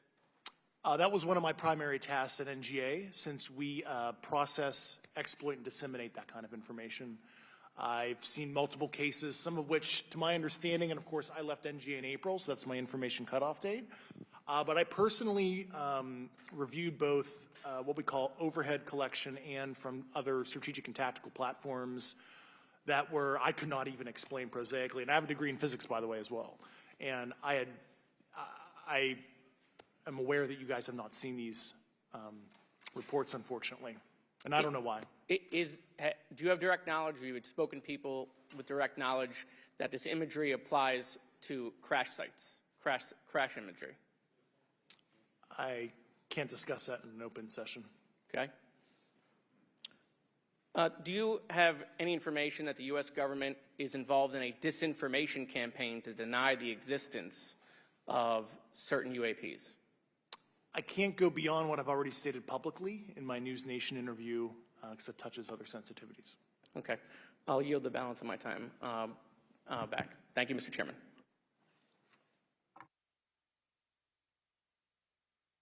Ms. Fox? Thank you, Mr. Chairman, and I thank our witnesses for being here today. Mr. Garouche, in your sworn testimony, you state that the United States government has retrieved supposedly extraterrestrial spacecraft and other UAP-related artifacts. You go so far as to state that the U.S. is in possession of, quote, non-human spacecraft, end quote, and that some of these artifacts have circulated with defense contractors. Several other former military and intelligence officials have come forward with similar allegations, albeit in non-public settings. However, Dr. Sean Kirkpatrick, the director of AARO, previously testified before Congress that there has been, and I quote, no credible evidence thus far of extraterrestrial activity or of, quote, off-world technology brought to the attention of the office. To your knowledge, is that statement correct? It's not accurate. I believe Dr. Kirkpatrick mentioned he had about 30 individuals that have come to AARO thus far. A few of those individuals have also come to AARO that I also interviewed, Okay. and I know what they provided Dr. Kirkpatrick and their team. Okay. I was able to evaluate Okay, that information. I need to go on. Sure. But my understanding that his statement is accurate, came from a direct quote. And this contradiction is a perfect example of why we need to inject transparency into our government. And for another example, look no further than the pitiful response to the Chinese spy balloon debacle earlier this year. You may remember the mass confusion that ensued when the balloon was first spotted over Montana, 4 days after it first entered U.S. airspace over Alaska. The Biden administration's initial inability to address the object grew into a continuous series of embarrassments. After news of the balloon reached the mainstream media, we were assured that the balloon posed no threat to our security. However, after the balloon was allowed to transit the entire continental United States, fighter jets were scrambled off the coast of South Carolina to shoot it down. This flip-flopping and obfuscation caused needless confusion, fear, and panic across the country. It's my hope, Mr. Chairman, that this sort of confusion will not be repeated. We should investigate the extent to which elements of our government possess or do not possess information that is of critical value to the American people.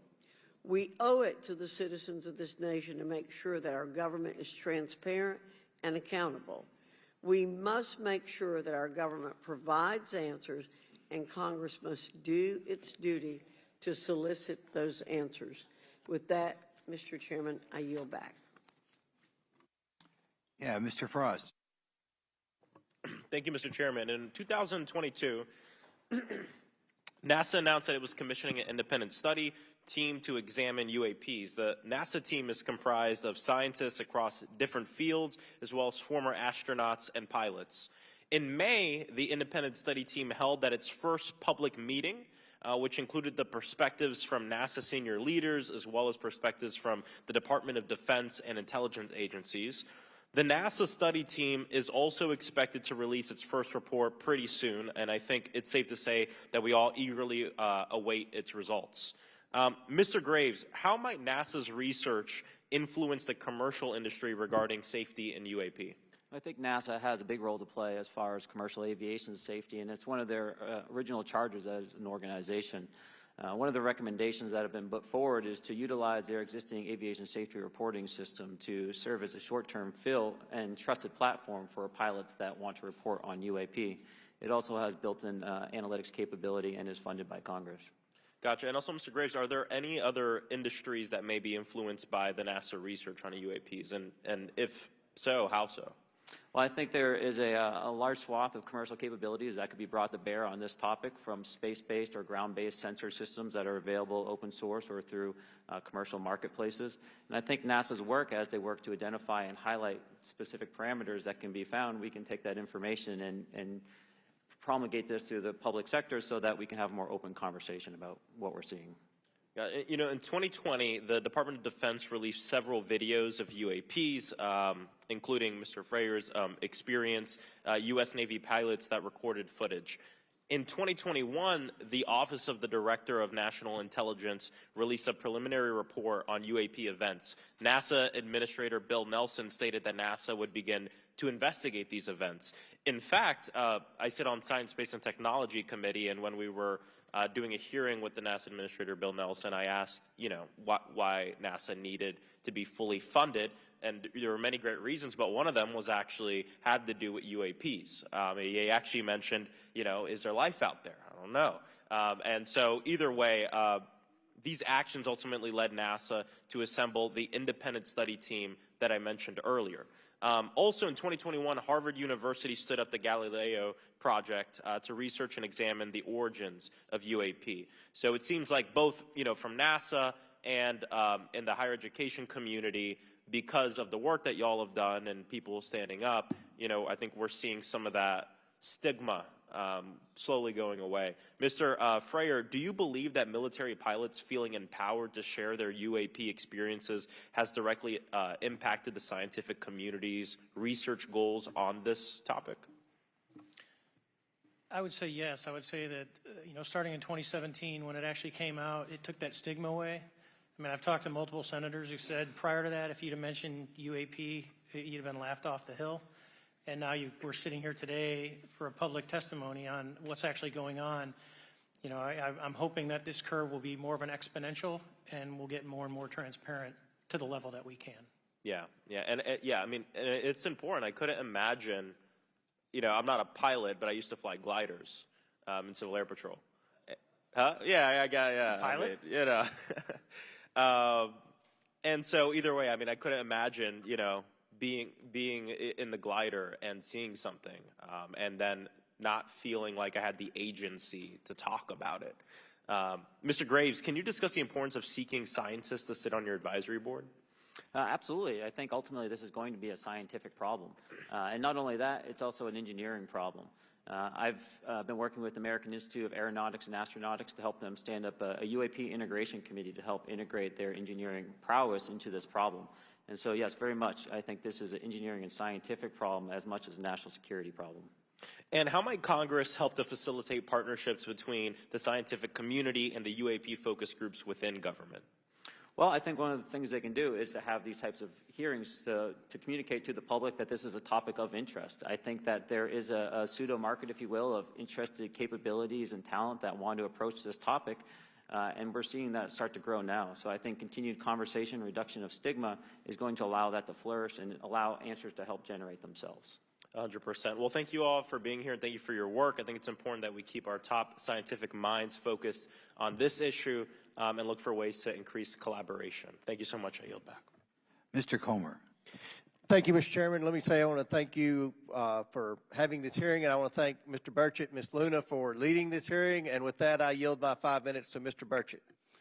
Thank you, Mr. Chairman. I'm going to direct this, I believe, to Mr. Grush, but if any of you all feel like you need to jump in, just jump right in. We're good. Has the U.S. government become aware of actual evidence of extraterrestrial, otherwise unexplained forms of intelligence? And if so, when do you think this first occurred? I like to use the term non-human. I don't like to denote origin. Keeps the aperture open, both scientifically. Right. Certainly, like I've discussed publicly previously, 1930s. Okay. Can you give me the names and titles of the people with direct firsthand knowledge and access to some of these crash retrieval programs, and maybe which facilities, military bases that the recovered material would be in? And I know a lot of Congress talked about we're going to go to Area 51, and and there's nothing there anymore anyway. It's just and we move like a glacier. And as soon as we announce it, I'm sure the moving vans would pull up. But please. I can't discuss that publicly, but I did provide that information both to the Intel committees and the Inspector General. And we could get that in the SCIF if we were allowed to get in a SCIF with you. Would that be probably what you would think? Sure, if you had the appropriate accesses, yeah. What special access programs cover this information, and how is it possible that they have evaded oversight for so long? I do know the names. Once again, I can't discuss that publicly and how they've evaded oversight. In a closed setting, I can tell you the specific tradecraft use. All right. When do you think those programs began, and who authorized them? I do know a lot of that information, but that's something I can't discuss publicly because of sensitivities. All right. If any of y'all want to jump in on any of this, you're more than welcome to. What level of security clearance is required to fully access these programs? Well, anybody who has... and I say that because myself, Representative Gates and Representative Luna were basically turned away at one point at Eglin. So please go right ahead. Certainly difference between member access and, say, somebody like me, but anybody who has a TSSCI clearance and meets the eligibility criteria, the access adjudicative authority should be able to grant you access. Mr. Burchett, if you'll yield, so just to put a fine point on that, there's nothing that you're aware of that's above special access program classification. It's a misnomer that there's anything actually above top secret. Executive Order 13526 delineates the classification levels. Right, but I draw a point on that because we can have access to those programs, and so the notion that we're not being given that access sort of defies our typical muscle memory here in Congress. Thank you, Mr. Burchett. I'll yield back to you. Thank you, Mr. Gates. Along those lines, Title 10, you may not know this or not, but Title 10 and Title 50 authorization, they seem to say they're inefficient. So who gets to decide this, in your opinion, in the past? It's a group of career senior executive officials. Okay, are they government officials? Both in and out. Do what? Both in and out of government, and that's about as far as I can go there. Yeah. All right, well, that leads to my next question. Which private corporations are directly involved in this program? How much taxpayer money has been invested in these programs, to your knowledge? I mean, we know we audit the Pentagon every year, and I've been here 5 years, and they failed the dadgum thing every year. They lose over $1 billion a year, we think, and I've told the Department of Defense maybe 60% of their assets are unaccounted for, whatever the heck that means. In the public sector, you go to jail for that kind of crap. So tell me. Yeah, I know when I'm a dollar off of my DTS travel voucher, I get hammered, but it seems like it doesn't work the other way. If you sell over $600 worth of stuff on eBay, now you get a call from the IRS. So please, what corporations? Yeah, I don't know the specific metrics towards the end of your question. The specific corporations I did provide to the committees in specific divisions, and I spent 11 and a half hours with both Intel committees. So. Okay, has there been an active U.S. government disinformation campaign to deny the existence of unidentified aerial phenomena? And if so, why? I can't go beyond what I've already espoused publicly about that.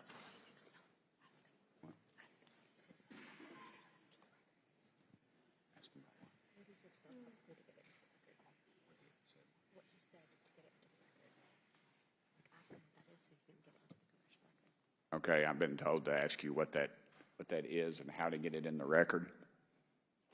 What have you stated publicly in your interviews for the congressional record? Yeah.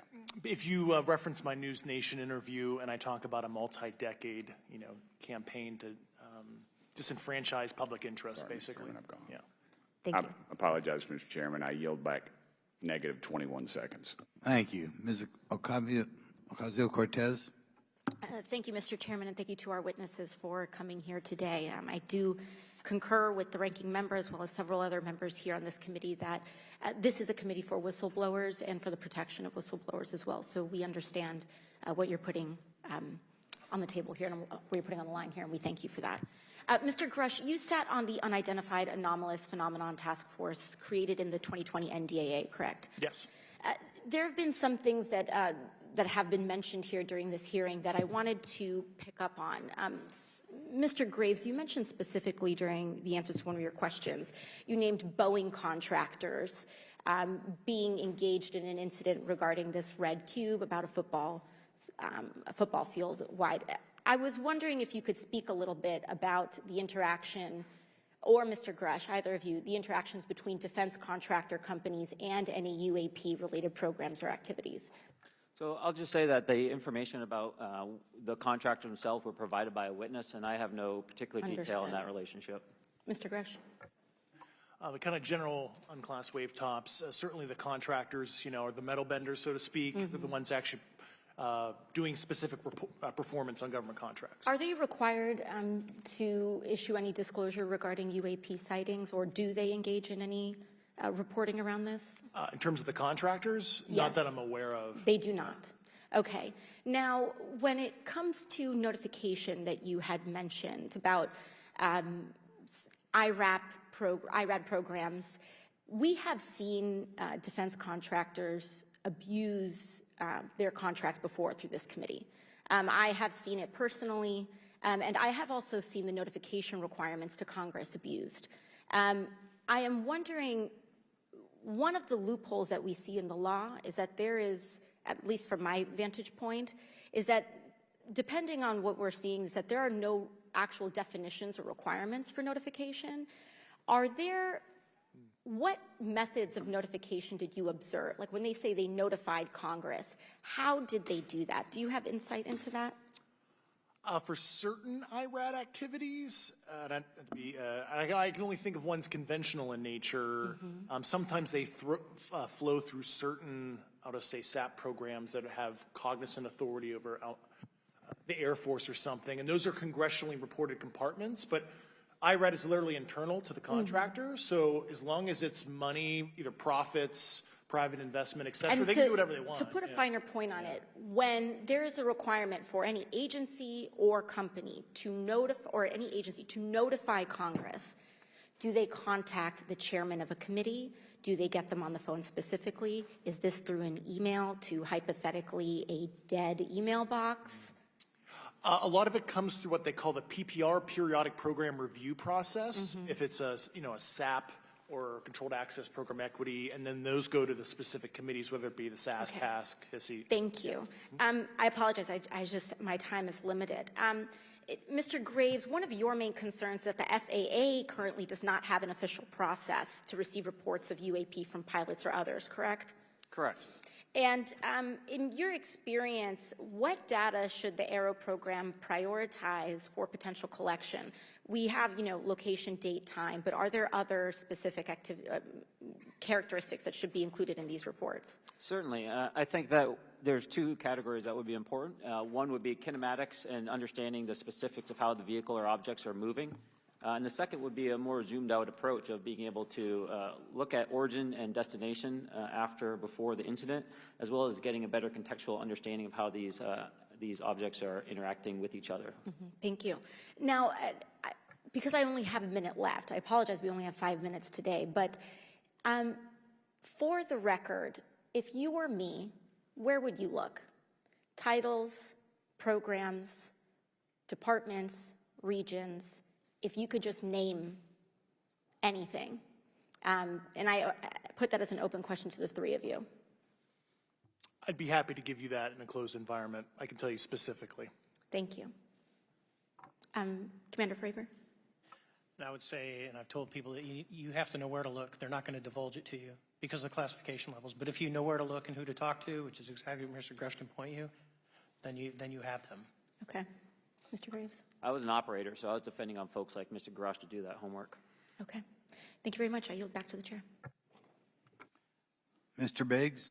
Thanks, Mr. Chairman. I thank the witnesses for being here today. I'm over here. Thank you so much for being here. I want to get into specifics here, and the reason I'm going to go this way is because you've talked a bit about what I would call misdirection by official U.S. government with regard to UAPs, right? And so I'm going to get to that in a second. But last week, White House NSC spokesman John Kirby stated that UAPs are having an impact on our training ranges and need to be treated as a legitimate issue. Do you concur with his statements? That's for each of you. Yes. Yes. Yes. Okay. Now, having said that, I'm going to take you to specific instances around the Phoenix Valley, because that's where I live. In '97, we had the famous Phoenix Light case. I don't know if any of you are familiar with that. There were two things that went along with that, and the explanation was military training range off Luke and the Barry Goldwater Range. Do you know anything different other than the official explanation of those lights? Only what's in the public vernacular about it. That was outside the scope of my duties. And if we wanted to, just my question along with my colleague from New York, Ms. Ocasio-Cortez, if we wanted to find out more about that, where would we go to find the files, and who would we address? And are you going to tell me we need to go to a SCIF so you can tell us in a SCIF? I could potentially give you a vector on that. That specific case, I'm familiar with it in terms of public, but I give you a vector in a closed environment, yeah. That would be good, thank you. So if it's true that UAPs are having an impact on training ranges, and this administration considers it to be a legitimate issue, what steps can Congress take to address training range impacts? And I say that having two very large training ranges in my state. And so we'll start with Mr. Graves and going down the panel. Some of the initial procedures have been implemented, such as within the United States Navy, that have a range failure report that gathers information from pilots. I understand that a service-wide reporting mechanism is still pending. However, that would be a great next step, not only for gathering information, but for showing the troops that it is an acceptable topic and reducing the stigma. Okay, please, all of you continue. Yeah, as a recipient of a lot of those training range reports, sometimes we only get contextual kind of oral reporting. It'd be nice if they attached all sensor data and there's a system in place that can handle multiple classifications of data. And that's an issue with the F-35, right? That jet was never built to be an ISR platform. And it's a pain in the, we'll just say butt, to get that data off, so, yeah. Great, thank you. Yeah, I would agree with the previous two. Being a user of those training ranges, that the data has to be out there. You have to acknowledge that you're seeing them, and then you have to collect the data. Right now, you get the report, someone says, I saw something, but no one collects the radar data to back it up and do research. Okay.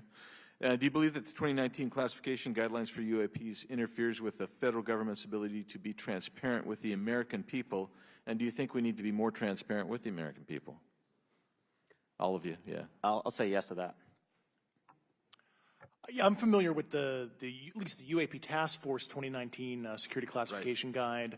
I think it's fair. I did actually help author that with the director. You got a bias that way then. But I will say, I'll call it a lazy attitude about declassifying videos. I mean, I've seen some of the videos of the recent shoot down, and I saw no reason that couldn't have been released as long as they mask some data. The American people deserve to see that imagery and full motion video. I would think, well, in my opinion, I will say things are overclassified. I know for a fact the video or the pictures that came out in the 2020 report that had the stuff off the East Coast, they were taken with an iPhone off the East Coast. A buddy of mine was one of the senior people there, and he said they were originally classified at TSSCI. And my question to him was, what's TSSCI about these?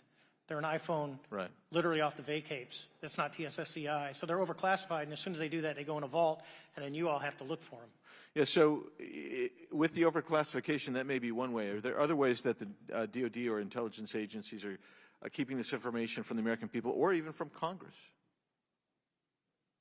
I think part of that has been not encouraging reporting.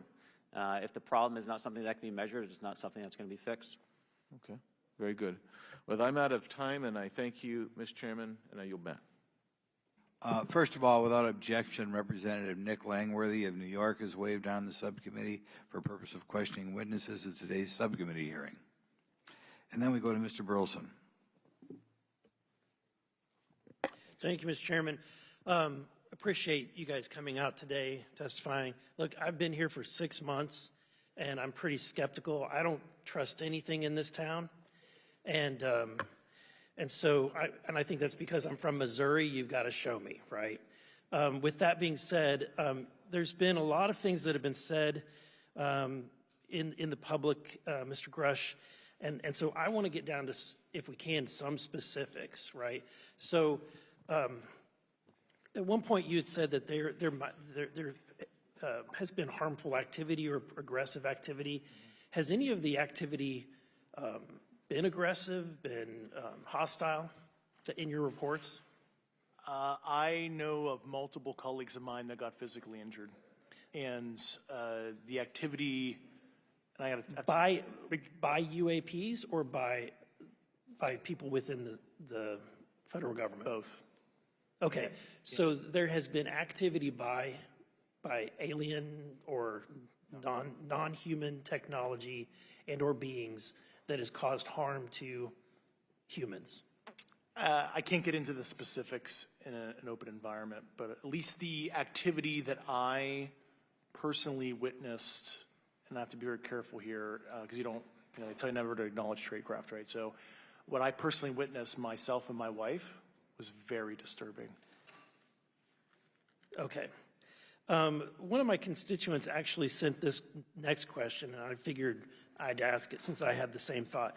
You've said that the U.S. has intact spacecraft. You said that the government has alien bodies or alien species. Have you seen the spacecraft? I have to be careful to describe what I've seen firsthand and not in this environment, but I could answer that question behind closed doors. Yeah. And have you seen any of the bodies? That's something I've not witnessed myself.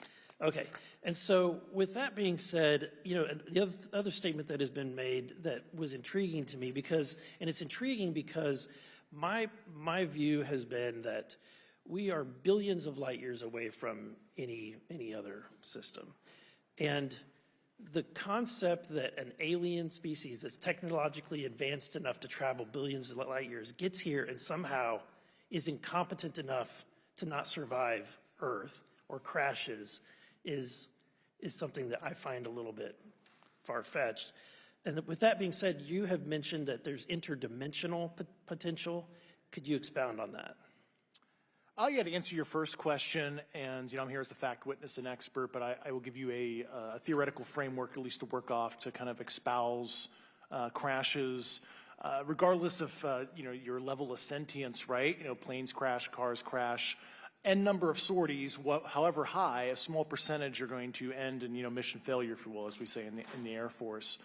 And then in terms of multidimensionality, that kind of thing, the framework that I'm familiar with, for example, is something called the holographic principle.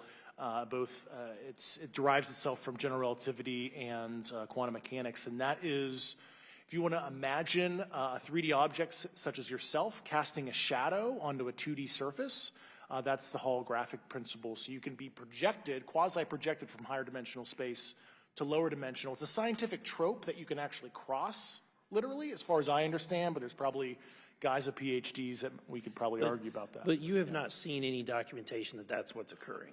Only a theoretical framework discussion. Yes. Okay. Okay.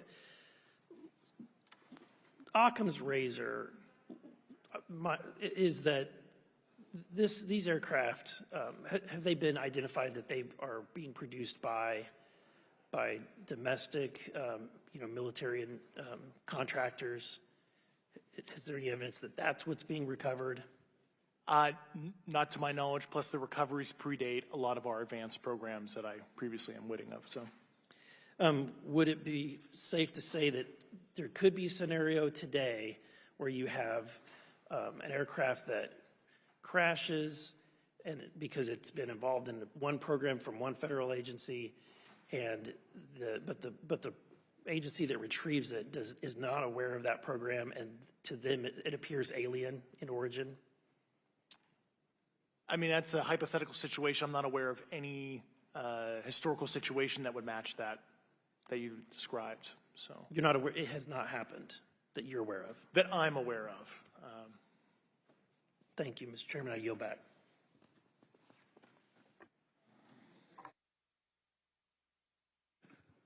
Several months ago, my office received a protected disclosure from Eglin Air Force Base indicating that there was a UAP incident that required my attention. I sought a briefing regarding that episode and brought with me Congressman Burchett and Congresswoman Luna. We asked to see any of the evidence that had been taken by flight crew in this endeavor and to observe any radar signature as well as to meet with the flight crew. We were not afforded access to all of the flight crew.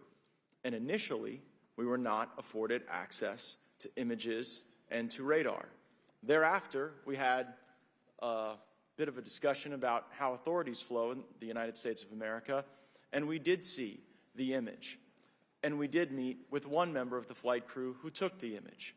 The image was of something that I am not able to attach to any human capability, either from the United States or from any of our adversaries. And I'm somewhat informed on the matter, having served on the Armed Services Committee for 7 years, having served on the committee that oversees DARPA and advanced technologies for several years. When we spoke with the flight crew, and when he showed us the photo that he'd taken, I asked why the video wasn't engaged, why we didn't have a FLIR system that worked. Here's what he said. They were out on a test mission that day over the Gulf of Mexico. And when you're on a test mission, you're supposed to have clear airspace. Not supposed to be anything that shows up. And they saw a sequence of 4 craft in a clear diamond formation for which there is a radar sequence that I alone have observed in the United States Congress. One of the pilots goes to check out that diamond formation and sees a large floating, what I can only describe as an orb. Again, like I said, not of any human capability that I'm aware of. And when he approached, he said that his radar went down, he said that his FLIR system malfunctioned, and that he had to manually take this image from one of the lenses, and it was not automated in collection, as you would typically see in a test mission. So I guess I'll start with Commander Fravor. How should we think about the fact that this craft that was approached by our pilot had the capability of disarming a number of the sensor and collection systems on that craft? Well, I think this goes to that national security side, and you can go back through history of things showing up at certain areas and disabling our capabilities, which is disheartening. And for us, I mean, like I said, it completely disabled the radar on the aircraft when it tried to do it, and the only way we could see it is passively, which is how he got that image. So I think that's a concern on what are these doing, not only how do they operate, but their capabilities inside to do things like this. And how should we think about 4 craft moving in a very clear formation, equidistant from one another, in a diamond? In all of the phenomenon, perhaps, Mr. Grave, that you've analyzed, have we ever seen multiple craft in a single formation? I have one particular case, and that was during the gimbal incident. The recording on the AT FLIR system shows a single object that rotates. You hear the pilots refer to a fleet of objects that is not visible on the FLIR system, and that was something that I witnessed during the debrief as part of the radar data on the situational awareness page. I would like to add, however, Congressman, there's a small bit of anger, I would say, I would feel that those pilots are still facing that difficulty in reporting this topic, and they don't have the tools to be able to mitigate this issue. It just goes to show how serious this is and why this is such an important issue for our pilots and for our nation. It was stated explicitly to me by these test pilots that if you have a UAP experience, the best thing you can do for your career is forget it and not tell anyone. Because any type of reporting, either above the surface or below the surface, does have a perceived consequence to these people, and that is a culture we must change if we want to get to the truth. Mr. Chairman, I would observe that perhaps as we move forward from this hearing, there are some obvious next steps. Every person watching this knows that we need to meet with Mr. Grush in a secure, compartmentalized facility so that we can get fulsome answers that do not put him in jeopardy and that give us the information we need. Second, I would suggest that the radar images that were collected of this formation of craft out of Eglin Air Force Base, and specifically the actual image taken by the actual flight crew that we can actually validate, be provided to the committee, subpoenaed if necessary, so that we're able to track how to get this type of reporting and analysis done in a more fulsome way. That would be my recommendation, humbly, as a guest here of the Fine Oversight Committee. I yield back. Ms. Mays? Thank you, Mr. Chairman, and good morning to our witnesses who are testifying today. I want to thank each of you for being here to discuss a topic of grave importance to our national security. Earlier this year, a Chinese spy balloon was shot down off the coast of my home state of South Carolina. Since the Roswell incident in 1947, many Americans have wondered about the dangers of unknown objects crisscrossing our skies. Whether these are UAPs or weather phenomena, advanced technology from American allied or enemy forces, or something more out of this world. So my first question, I have several questions, and if we could just be quick on these first two, I'm going to ask each of you the same question, and then I'll get to each of you individually. The first one, when you reported your experiences with a UAP, did any of you face any repercussions with your superiors, yes or no? No. No. I've actually never seen anything personally, believe it or not. So. All right. And then do you believe there's an active disinformation campaign within our government to deny existence of UAPs, yes or no? I don't have an answer to that. As previously stated publicly, yes. I think previously with like Project Blue Book, yes, but currently I don't speak for the United States government. Okay, thank you. I have a few questions for Mr. Graves. What percentage of UAP sightings, in your belief, go unreported by our pilots? This is an approximation based off of my personal experience speaking with a number of pilots, but I would estimate we're somewhere near 5% reporting, perhaps. So like 95% basically don't report seeing UAPs. That's just my personal estimate. In the incident off Virginia Beach, do you believe the Navy took the danger to your aircraft seriously after it was reported? Absolutely. A few questions for Mr. Favor. As an expert naval aviator, have you ever seen an object that looked and moved like the Tic Tac UAP? No. Did the Tic Tac UAP move in such a way that defied the laws of physics? The way we understand them, yes.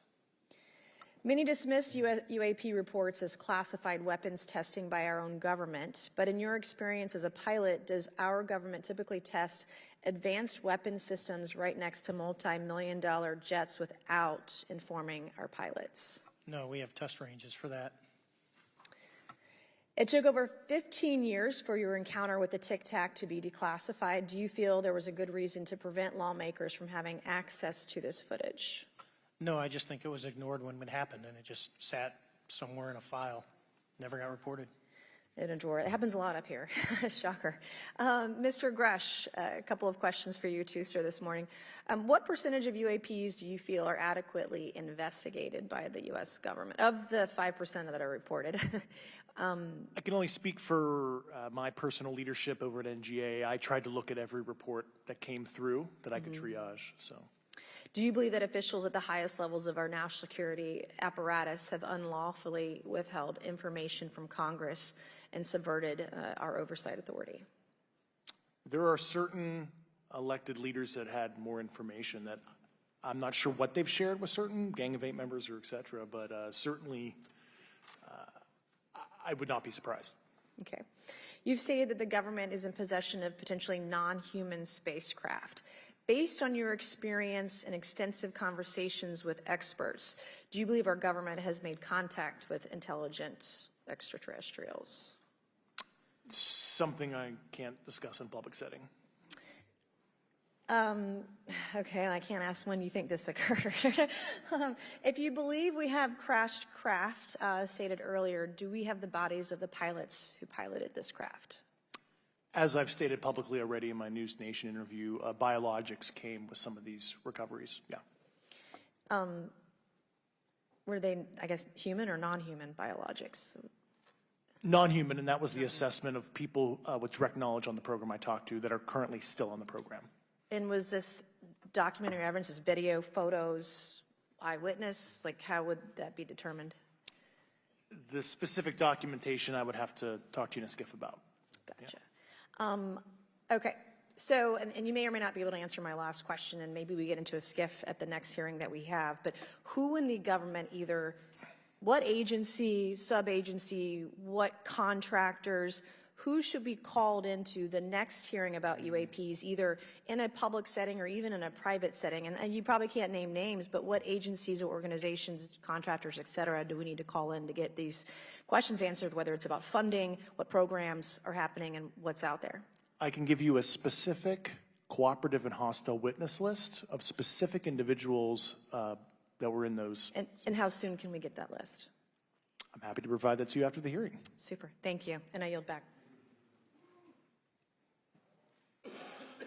Okay, now we have Mr. Langworthy. Is he here? Okay. Thank you very much. I'd like to thank all of the witnesses for being here today to discuss this very unique topic. And I'd like to jump right into my questions, if you don't mind. Commander Fravor, can you briefly describe your background? Yeah, I was an enlisted Marine, Naval Academy graduate, Navy, flew for 18 years, got a master's from University of Houston, and I've worked in the private sector for the last, 16 years, 17 years. I do a lot of defense work. So. Really gold-plated credentials. Commander Fravor, we have all seen the floating Tic Tac video that you engaged with on November 14th, 2004. Can you briefly talk about why you were off the coast of San Diego that day?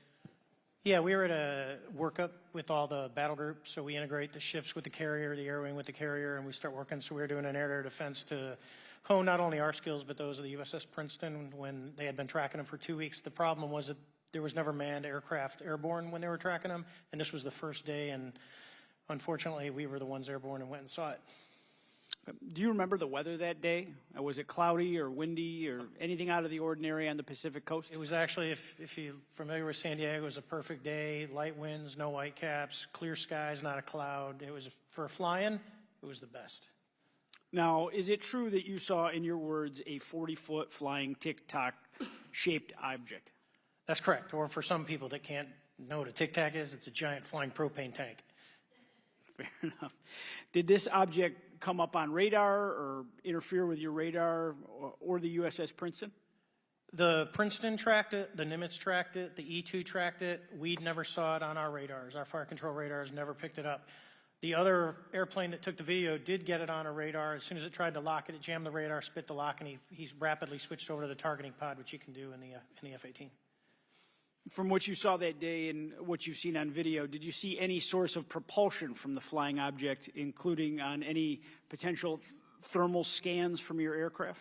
No, there's none. There's no IR plume coming out, and Chad, who took the video, went through all the EO, which is black and white TV, and the IR modes, and there's no visible signs of propulsion. It's just sitting in space at 20,000 feet. In your career, have you ever seen a propulsion system that creates no thermal exhaust? No. Can you describe how the aircraft maneuvered? Abruptly, very determinate. It knew exactly what it was doing. It was aware of our presence, and it had acceleration rates. I mean, it went from 0 to matching our speed in no time at all. Now, if the fastest plane on Earth was trying to do these maneuvers that you saw, would it be capable of doing that? No, not even close.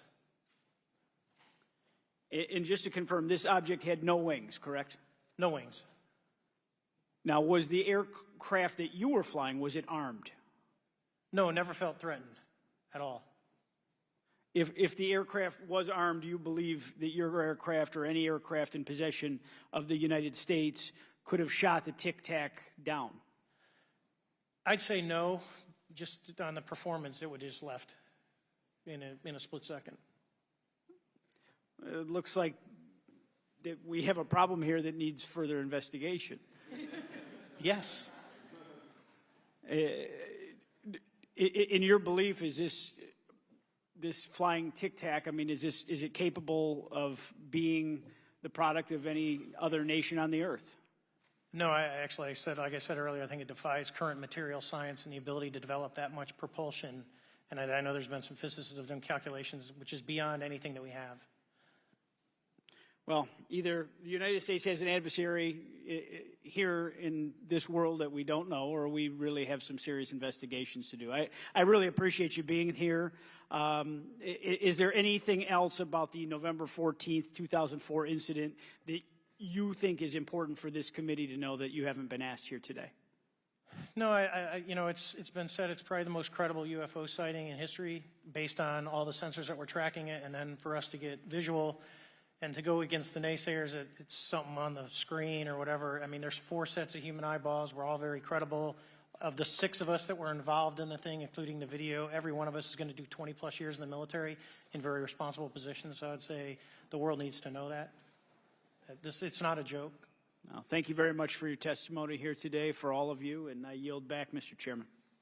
Mr. Douglas. Thank you, Mr. Chairman, and thank you all for being here and the courage it took to come forward and again, the sacrifice that each of you have made.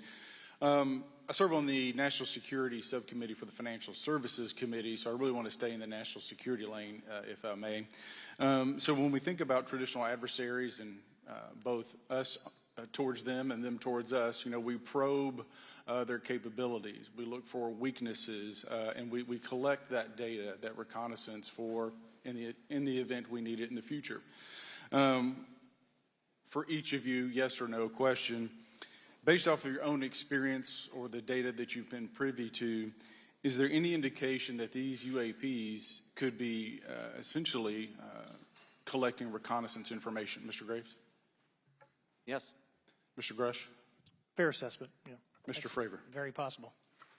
Again, in the national security vein, is it possible that these UAPs would be probing our capabilities? Yes or no, Mr. Graves? Yes. Grush? Yes. Fravor? Definitely. Is it possible that these UAPs are testing for vulnerabilities in our current systems? Yes. Yes. Possible. Do you feel, based off of your experience and the information that you've been privy to, that these UAPs provide an existential threat to the national security of the United States? Mr. Graves? Potentially. Yes, sir, potentially. Same answer, potentially. Yeah, I'd say Fravor? definitely, potentially. Mr. Graves and Fravor, in the event that your encounters had become hostile, would you have had the capability to defend yourself, your crew, your aircraft? Absolutely not. Sir? No. Is based off of the information that you've been privy to, is there any indication that these UAPs are interested in our nuclear technology and capabilities? Yes. By external observation, sure, that could be a fair assessment, yeah. Yes. Is there any indication that the Department of Energy is involved in UAP data collection and housing? I don't have an answer. I can't confirm or deny that in a public setting. And could you do it in a secure setting? Yes. Mr. Fravor? No, I don't know. Mr. Chairman, I think I'm the last member to go, but there clearly is a threat to the national security of the United States of America. As members of Congress, we have a responsibility to maintain oversight and be aware of these activities so that, if appropriate, we take action. I would encourage the chairman to demand that we have any and all, but in particular Mr. Grush, talk to us in a skiff. And if that access is denied, I will personally volunteer to initiate the Holman Rule against any personnel or any program or any agency that denies access to Congress.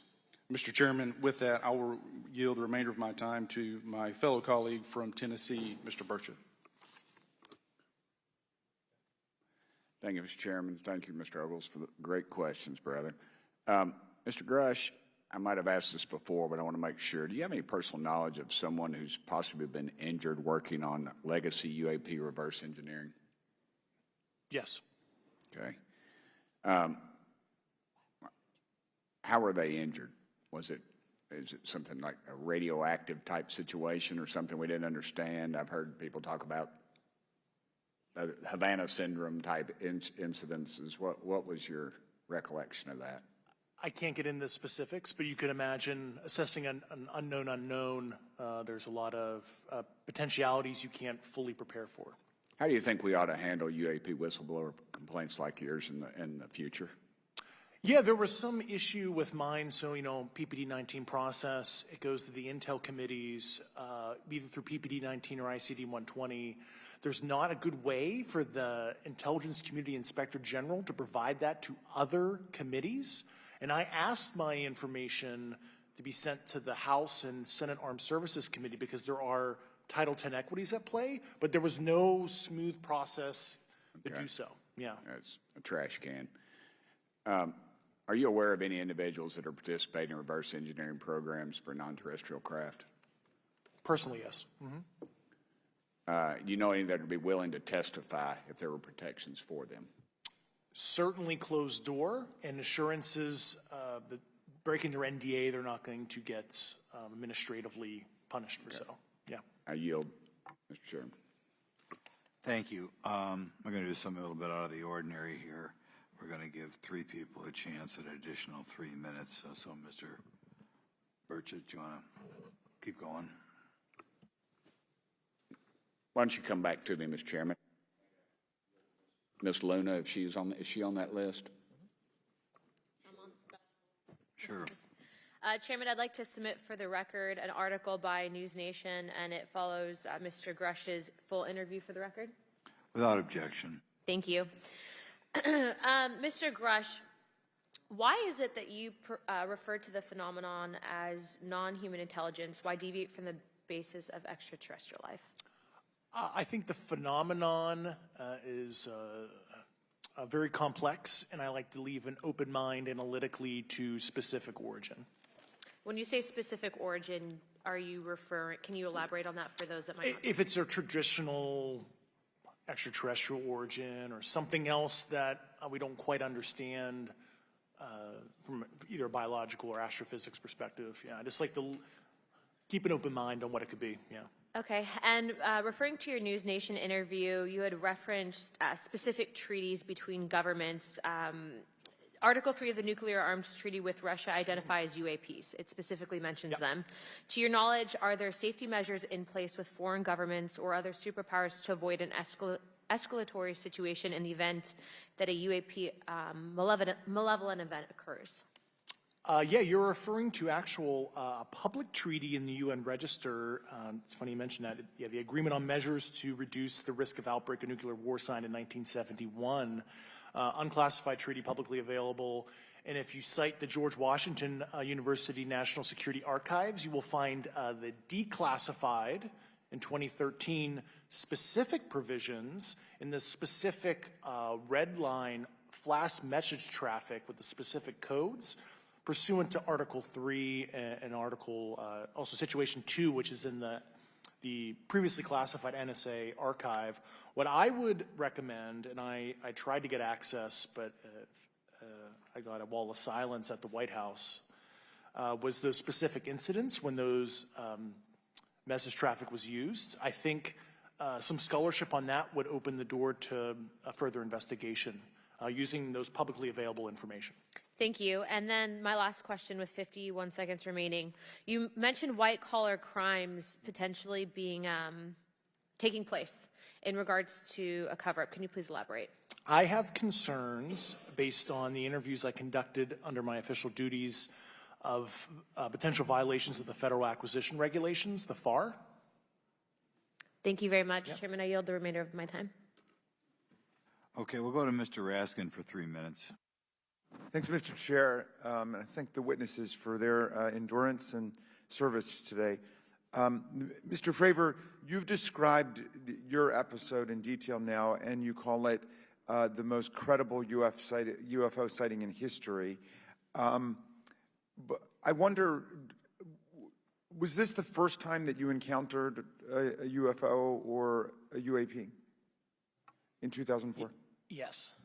And what was your general attitude or perspective on the UFO discussion before that happened?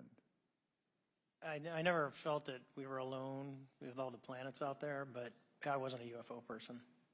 I wasn't watching History Channel and MUFON and all that.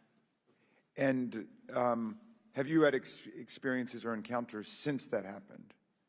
No.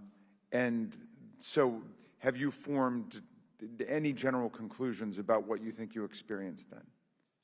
Yes. I think what we experienced was, like I said, well beyond the material science and the capabilities that we had at the time, that we have currently, or that we're going to have in the next 10 to 20 years. Very good. Mr. Grush, you've been able to answer in great detail on certain questions, and then other things you say you're not able to respond to. Can you just explain where you're drawing the line and what's the basis for that? Yeah, based on my DOPSR security review and what they've determined that is unclassified. I see. So you're answering any questions that just call upon your knowledge of unclassified questions, but anything that relates to classified matters you're not commenting on in this context. In an open session, but happy to participate in a closed session at the right level, yeah. Okay. And Mr. Graves, you've said that there are dozens of fellow pilots, military pilots. Are there also commercial pilots who've encountered the same kind of sightings that you described before? They are similar.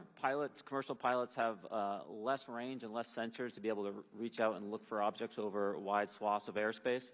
And so pilots are seeing them, commercial pilots are seeing them, and they're typically closer, and the range of what they're seeing is pretty large. What is the most vivid, concrete sighting with the naked eye of the objects that you described before, the cube-like objects? Certainly. I think the most vivid sighting of that would have been near midair that we had at the entrance to our working area. One of these objects was completely stationary at the exact entrance to our working areas, not only geographically but also at altitude. So it was right where all the jets are going, essentially, on the eastern seaboard. The two aircraft flew within about 50 feet of the object, and that was a very close visual sighting. And you were in one of the aircraft? I was not. I was there when the pilot landed. He canceled the mission after, and I was there. He was in the ready room with all his gear on, with his mouth open, and I asked him what the problem was, and he said he almost hit one of those darn things. He said he was 50 feet away from it? Yes, sir. And his description of the object was consistent with the description you gave us before? A dark gray or a black cube inside of a clear sphere. Inside of a clear sphere? Yes. And with no self-evident propulsion system? No wings, no IR energy coming off of the vehicle, nothing tethering it to the ground. And that was primarily what we were experiencing out there. I'm over time. Thank you very much for your service, and I yield back to Mr. Chairman. Very good. Mr. Burchett. Thank you, Mr. Chairman. This is for all three of y'all, starting with Mr. Graves. Why did you come forward on this issue? I came forward because I felt that my colleagues did not have a way to mitigate this safety threat, and I wanted to help them. I was trained as an aviation safety officer by the Navy, and this seemed, it just felt right. I felt like I had to help the folks that were still flying and dealing with this. Mr. Grush. Purely a sense of duty. I first swore an oath when I was a cadet 18 years ago, and I still uphold that even out of the uniform. Commander. I was pestered by a friend, and I asked why, and he said, "You're the one person that they can't discredit, and you'll add credibility to the New York Times article." And so after about 6 times, I said, okay. Honest. Yeah. This town isn't made, unfortunately, by people like y'all. We thank y'all. And I do want to also thank the people in the audience and the people that are watching this that can't be, people all over the world that have kept this issue alive. You've endured criticism and derogatory remarks, and we're trying to get to the bottom of it. And so God bless y'all. Thank y'all so much. We really appreciate you guys and gals.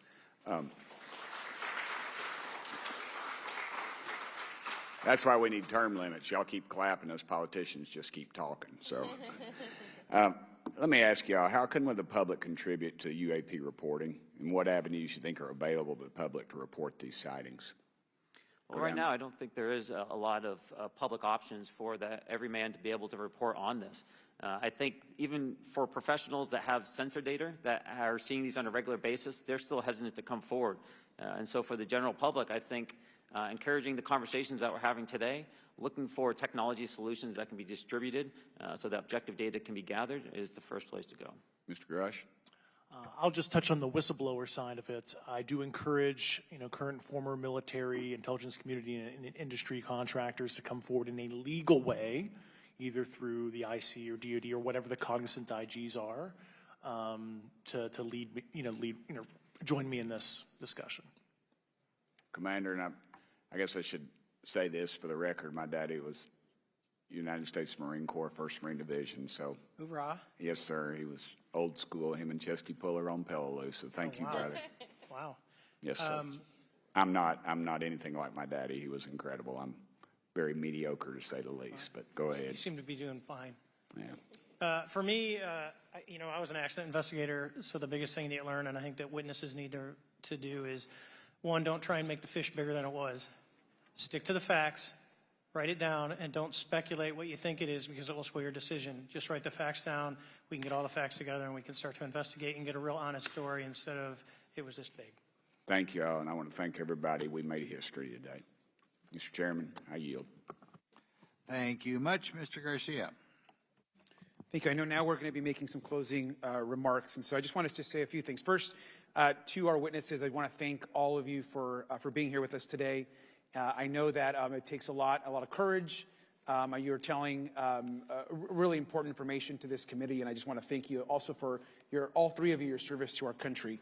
I also want to just note that today's hearing was both important but also serious, and I want to thank our subcommittee chairman, Mr. Grothman, I think for running a very fair and substantive hearing. I do want to thank the committee staff on both sides for the amount of work that it took to put this hearing in place, and certainly to all the members that have been involved in this issue prior to the hearing. I also want to note for our witnesses and for the public that I'm a freshman member of Congress and I've only been here for 7 months, but this is by far the most bipartisan conversation and discussion that I have seen happen in the Congress. And I think that a topic of this significance as it relates to our national security, as it relates to information that we're trying to gather for the American public, does bring people together, and I think that's been really great to see. I think it's also important to note for the public, today in our hearing, we had on our side also both our full ranking member, which is Mr. Raskin, and our vice ranking member, which is Ms. Ocasio-Cortez, both here at our hearing. I think it shows the importance and seriousness that our side of the aisle is taking to this important hearing, but also to the broader issue as it relates to working with our Republican counterparts on this committee. I want to additionally add that I think it's really important that we have and continue these discussions and these hearings. Clearly, there's a lot of information that we don't know, but it's also very clear that we have to continue our investigation and accountability on asking the right questions and ensuring that they're part of the public record. One thing that was important today is some folks might wonder, why are we asking questions that might already be out there or that have been asked before? It's important that they're asked and put into the public record as it relates to this committee. And so I want to thank you for, answering some questions multiple times. I know, not just in maybe meetings you had with some members, but also here in the public. Let me also just add an additional note that it's important also that our friends in the media and those that are not just reporting on this hearing, but that have reported on this topic and that may in the future, the media has an important role in this process. And it's very important that the media engages, does independent investigation, and reports on not just what happened today, but what they see independently as what is happening around UAPs in the broader community. That is also an important public benefit that we have in trying to get the information and the facts as it relates to this. Let me also just say finally that as a teacher and an educator and a longtime teacher and researcher, that I also really believe in following facts, in doing your homework, and making sure that you follow science as we try to give as most information as possible. And so I want to thank you all for agreeing to do that today. Transparency is a cornerstone of government. We live in a vast galaxy, a lot of unanswered questions, and thank you all for being here today. Mr. Chairman. Thank you. I'd like to one more time thank Mr. Burchett and Ms. Luna for bringing this to our attention. It's a topic that has interested me since I was in school. It was a very illuminating hearing. Obviously, I think several of us are going to look forward to getting some answers in a more confidential setting. I assume some legislation will come out of this. Sure. I apologize, Mr. Chairman. I need to compliment the folks in my office that did a lot of the work on this. Rachel and Noah sitting behind me here. They're very quiet and humble, but if without them, this thing would not have come off like it did, so I apologize. Thank you. I think we're going to want to look into what we can do to make more of this information public. I think there's certainly a time period after which it should always be made public, and people have been concerned about these issues, like I said, since I was in high school. But in any event, I'd like to thank everybody who was here, sticking through the entire hearing. Without objection, the members will have 5 legislative days to submit materials and to submit additional written questions for the witnesses, which will be forwarded to the witnesses for their response. If there's no further business, without objection, the subcommittee stands adjourned.